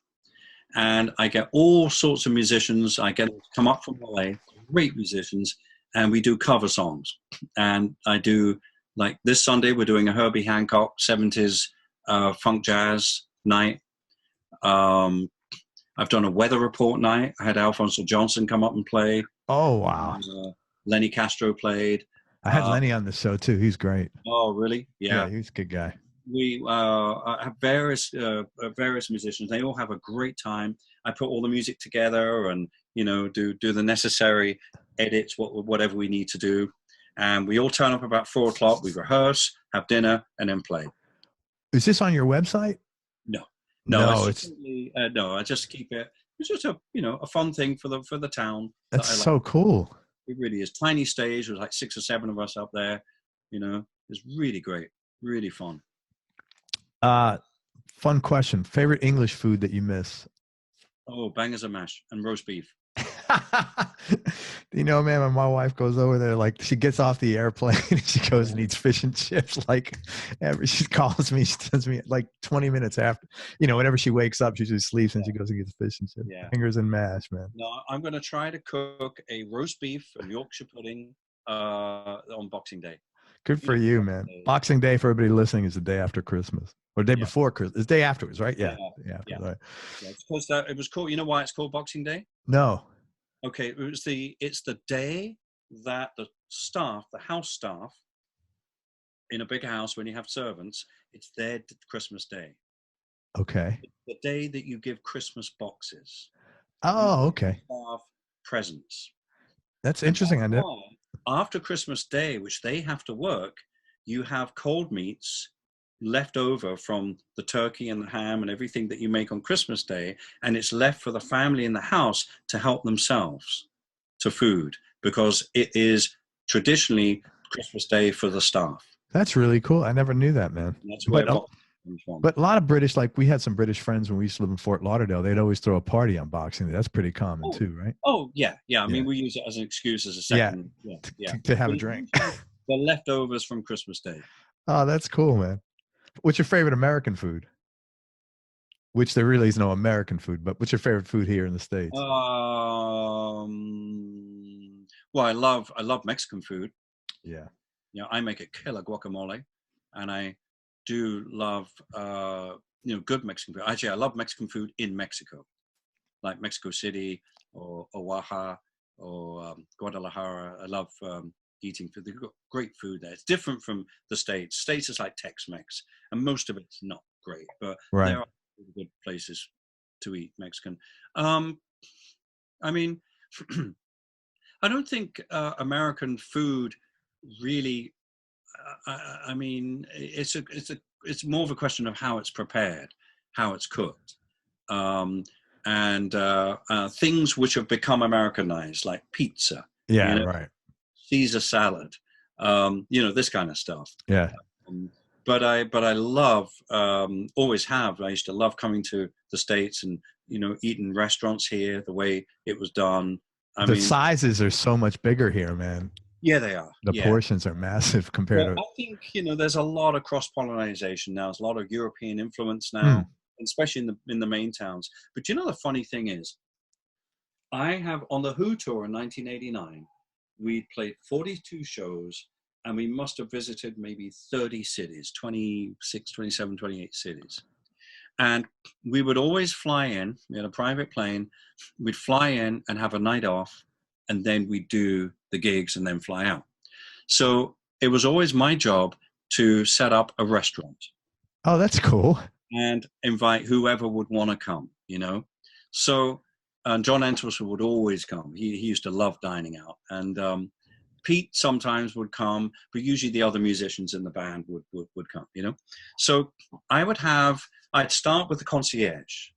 So we'd be staying in beautiful hotels, the Four Seasons, the Ritz-Carlton, And I go to the concierge and say, right, best restaurant in town. And they give me some suggestions. But of course, they're always biased, because sometimes they have deals with restaurants. Sure, definitely. Then I go and have a drink in the bar, get talking to the bartender, and ask him. And I cross-reference. Oh, you like have a system. You systematize this whole thing, man. Then I might ask a waitress, who's working there, which, and eventually get kind of an idea of the best restaurant or good restaurant in town. And but the one of the best restaurants on the whole tour was in Raleigh, North Carolina. It was called La Résidence, French. And so I got the hotel to put papers under everybody's door, when to meet in the lobby, bar, 7 o'clock.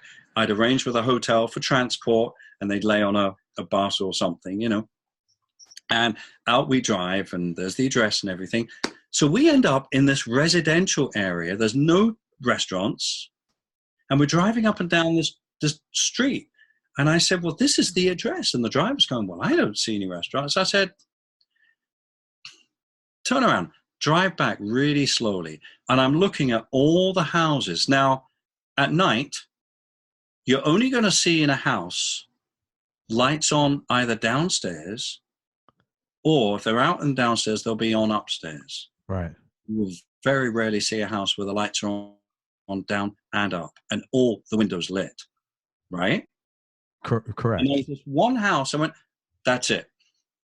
All the lights were on in every window. Why would you do that in a house? Right? Absolutely. I said, stop here. I got out, and as I got closer, I looked through the window and I could see dining table and I could see people dining. I went, this is it, guys. It's somebody's house. That's wild. I know. And they answer, I went, La Résidence. And then, yes. So we walk. We have the most incredible meal.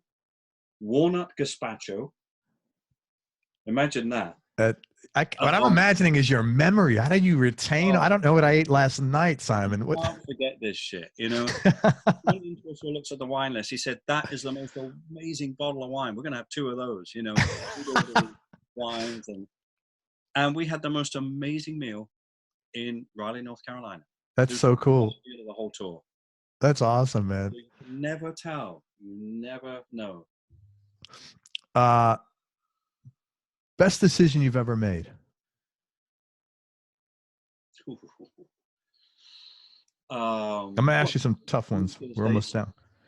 What's that? Moving to the States?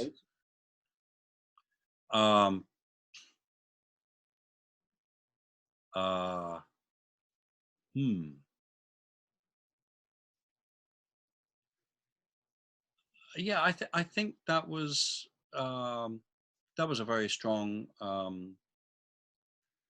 decision. The next decision to sell my studio and then move to Ojai from Sherman Oaks, that's a double-edged sword, because on one hand, I moved to a place that burnt down.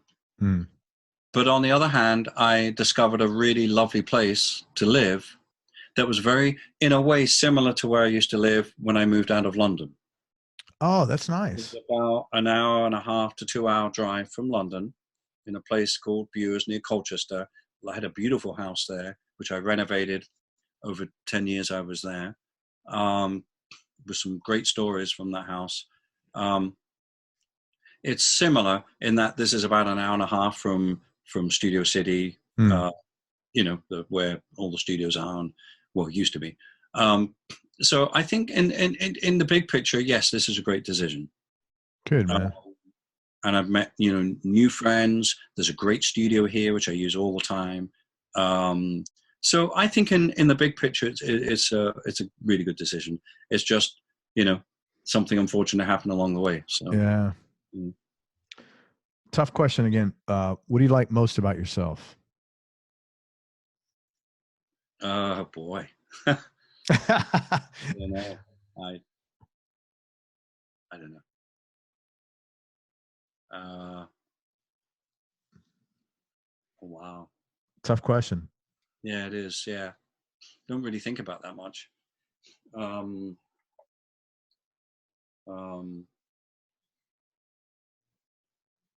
Maybe having interest in lots of different things, maybe.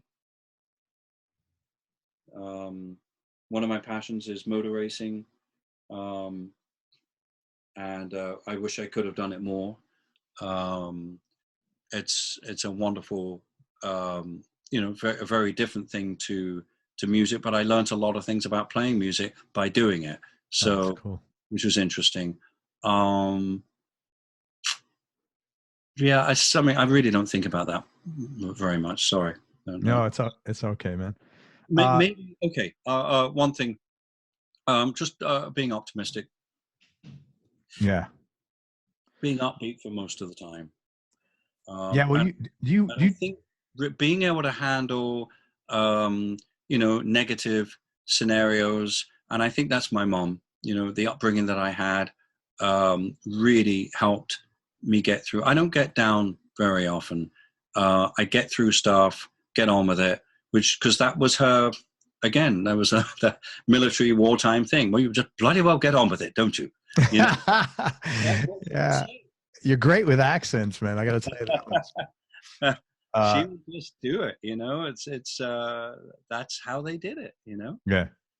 They got through it, they went dancing in the night, and while the bombing raid was on, luckily the place she used to dance, the Café du Paris, did have a bomb come right through and explode and killed a lot of people there. Wow. She was not there that night.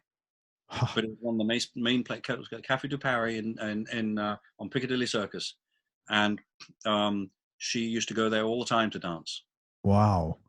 And she would come out, and rubble, fire engines, water, and ambulances, and and she'd help. She'd help pull bodies out of the rubble. And then go on home and go live the next day. Amazing.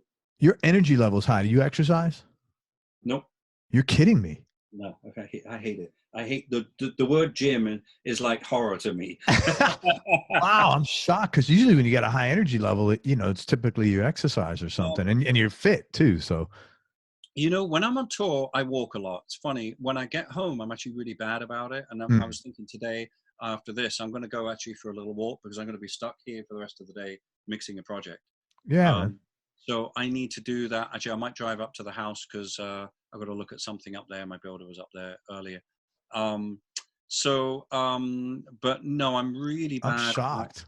At exercising and stuff, but I don't like being lazy. So, but usually that's all those things that you have, all those traits. It's usually like, and I exercise. That's weird that you don't. Not weird. I don't mean it's different. But I do love to walk. That's really lovely. And the great thing, living back in Ojai, back in the town here, is that I can walk to there's a Ojai pub here. There's a couple of restaurants. I can actually walk to them. That's great. Because I don't, driving and I like to have a drink. I don't want to drive. Yeah. I feel you on that. Such a problem in LA. It's such a vibe killer that. Yeah, for sure, man. But but it is what it is. It's and you don't want to get stopped. It's a real drag to go through a DUI. Yeah, man, I couldn't imagine. So I try to be really careful about that, and so that it's great to be in the town. You can actually walk. It's actually that's lovely. Cool. Yeah. This is an interesting question. Has your life been different than what you'd imagined? Yeah. It turned out a lot different. I mean, I didn't expect to go through what I've been through now. Certainly didn't expect to be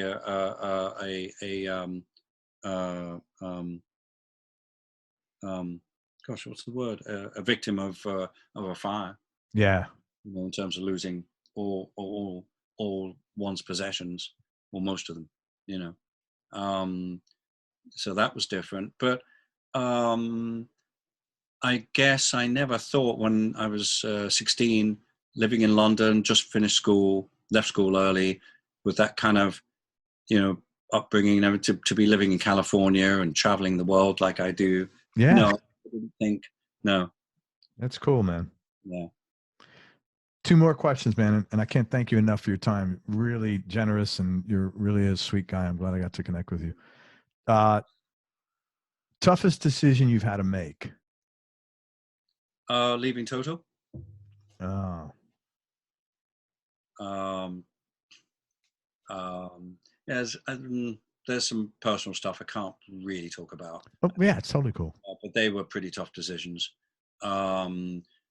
But I would say that, and tough decision in terms of breaking up with a partner, going through a divorce, Yeah, that kind of stuff. The decision to actually take action and say, this is not good, this needs to change, and start divorce proceedings and move from England to the States, and then going through another divorce with a young child. They're all tough decisions, of course. Yeah. But you have to make them, So. I would imagine too, I went through a divorce many years ago, and I would imagine you were like this, like once most people don't leave relationships don't do anything right away until the pain of, not doing it is great. Yeah. Even going to the dentist, it's like, you don't go the first day your tooth hurts, right? You go and it's fucking excruciating. You were probably the guy that like you came to decision and just like did it, I did it. It's really difficult to do it. It's tough being in a relationship. Unwinding it is really difficult, man. I know exactly how you feel, man. Definitely. Yeah. Yeah. And last question. Oh, I have to say this. I've swore to my buddy. I have a British friend that lives in LA. His name is Rob Garland. He plays regularly at the Baked Potato, and he teaches at MI, and he loves your music. He told me one day he would love to play with you, Simon. So he told me that. He's a good buddy of mine. He said, please tell Simon. I said, yeah. So there you go. If you ever hear, he's a guitar player, great guitar player. It's the kind of music you like, fusion, stuff like that. Rob Garland. Check him out. Okay. And he's British, so. Don't know why I haven't come across him. Really nice guy. Okay. All right. Last question, man. Biggest change in your personality over the last 10 years, and how much of that change has been intentional and how much has just been a part of aging? Well, I think really the biggest change in personality is when I moved to the States and joined Toto and was suddenly married to Lukather and Mike Porcaro and David Page. From being a very British, slightly retiring person, they really brought me out of my shell and learned to speak a lot louder and learned to laugh a lot more and good. And have a lot more, I guess, a lot of my humor, British humor, was totally lost on them, especially Steve. Right. I'd say something and he'd go, huh? And I'd start laughing because he didn't get it. Yeah, right. He'd say something and everybody laughed, and I'm going, is that funny, really? It's just a clash of British humor and American humor. But I think it really made me a lot more extrovert. Yeah, man. A lot more upfront about going up to somebody and saying hello or introducing oneself. British people are much more retiring. Yes. And it's not so easy to say hello to people, So depending on the situation, I'll be a lot more, turn up to something, say hello to people, introduce people to, and I think that's really helped. In terms of personality, that's definitely helped. Yeah. Yeah, you're like American now, man. What the hell? Yep. Hey, listen, let me tell people what you got going on. And I can't thank you enough for your generous time, man. Thank you so very much. I really mean it. There's not many people that I've had on the show that like, I go back. You're one of those guys. I remember looking at the back of album covers and seeing you. So it's really cool and really special for me that I got this opportunity to hang out with you, man. So thank you very much. I mean it. Protocol, Simon's band. He's had it for 30 years. Protocol 30. They just released Simon just released a 6 CD set. It's the 4 original CDs are remastered. Yeah, man, he's got it right here, including the 4th CD that was nominated for a Grammy. The other 2 CDs are actually demos that Simon has never, ever allowed demos to be released before. So if you like Protocol, they're a great band, man. Just check them out. And I would really appreciate if you support what Simon's doing. And he was nice enough to come on the show and go to, I guess, what's the best place to buy it? Amazon or on your website or? Yeah, they're not sold on the website, but the website will steer you to Amazon. But it's released through Alliance Distribution, and they distribute mainly through Amazon, I think, in this country. And maybe great.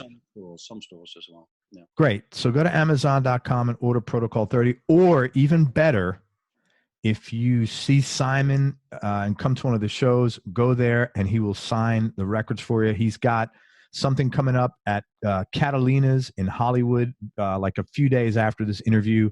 So if you're anywhere around that area, please go and check him out. And also check out his website at simon-phillips with 2Ls.com. Simon, talk about what's special to you about the Protocol 30, the 6 CD set. Wow. Well, first of all, it was a hell of an undertaking. Finding all of the material, because, you know, a lot of my hard drives were destroyed. Oh, but that's right. All of these albums were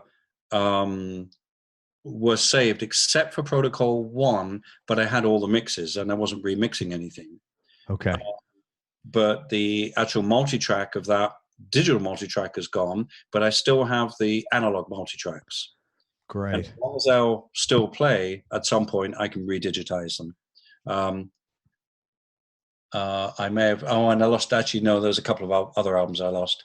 But I think I still have the original tapes in storage in LA. So it was just a question of finding all the masters and then getting them, I got them all remastered.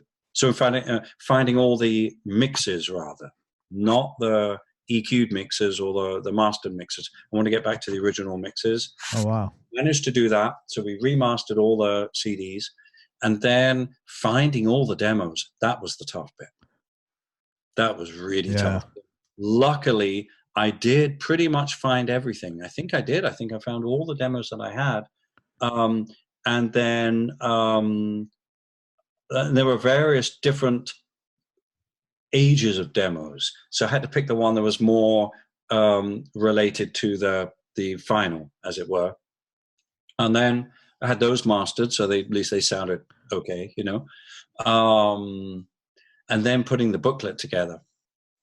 How big is that? How big is that booklet? 24-page booklet. Oh, that's a lot of work, man. Yeah, it is. Yeah. So it's basically the same artwork as all the 4 albums, but with a lot of added copy in there. Very cool, man. Yeah, it took a lot to get together, and it's quite an undertaking. It's very expensive to make too. Yeah, I would imagine. And it's quite a big undertaking, but it's wow. I mean, I think I've done. I can't remember if I've done 2 or 3 editions now of 1,000 each. So I can't remember. Have I done 2? I think. Hey, man, they're selling well. That's great. Yeah. Oh, yeah. That's fantastic. I have my last few sitting in storage. I'm thinking, and Alliance just asked me for more. So I'm going to have to do another order. Yeah. Great, man. That's a good problem to have. Yeah. I hope everybody checks that out. Again, it's Protocol 30, 6 CD set, and with original demos in there. So it'd be cool to listen to the demo and then go see what the final song on tape sounded like. Also, Simon is currently getting ready to go. He's producing and mixing Derek Sherinian's 5th album. Derek is a keyboard player, of course, from Dream Theater. And it's the 5th album they've worked on together, actually. And Simon's playing drums on there. After that, he's getting ready to go on the 40th anniversary tour with Michael Shenker. And, man, the best of all, if you're in Ojai, go to the damn Deer Lodge. That sounds like a really cool event. So anything I missed, man, or anything else you'd like to mention? Yeah, I think you got it. Thank you, really, man. Thank you very much for everything. I really appreciate your time. Right. Thanks for being so sincere and sweet and non-British, I guess. Everybody, to add to your collection there, you need a Rickenbacker 12-string. Oh, that's beyond my pay grade, my skill set. I'm tough enough with 6 strings. Well, that's a Strat, a white Strat, isn't it? Yeah, white Strat, SG. That's a Les Paul. Les Paul Classic, and then a black Strat. And then, of course, your 330. 335. Yeah, that's my main guitar I play. Yeah. Oh, it is really. Oh, yeah, I love that guitar. I really love it, man. It just feels right. And, you need a Gretchen there too. I'll work on it. Everybody, thank you so much for listening. If you enjoyed this, please share it on your social media channels. We appreciate your support. Thanks very much to Simon Phillips for your time. I'd really like everybody to check out Protocol 30. Come see him in concert, either with Michael Shenker at the Deer Lodge or at Catalina's in Hollywood this weekend, actually, from the time this interview drops. And in general, just support his music. He's an incredibly talented guy, brilliant music musician in general, and a fun guy too as well. Most important, remember that happiness is a choice, so choose wisely. Be nice, go play your guitar and have fun, or your drums and have fun. Till next time, peace and love, everybody. I'm out. Thank you, Simon. Great.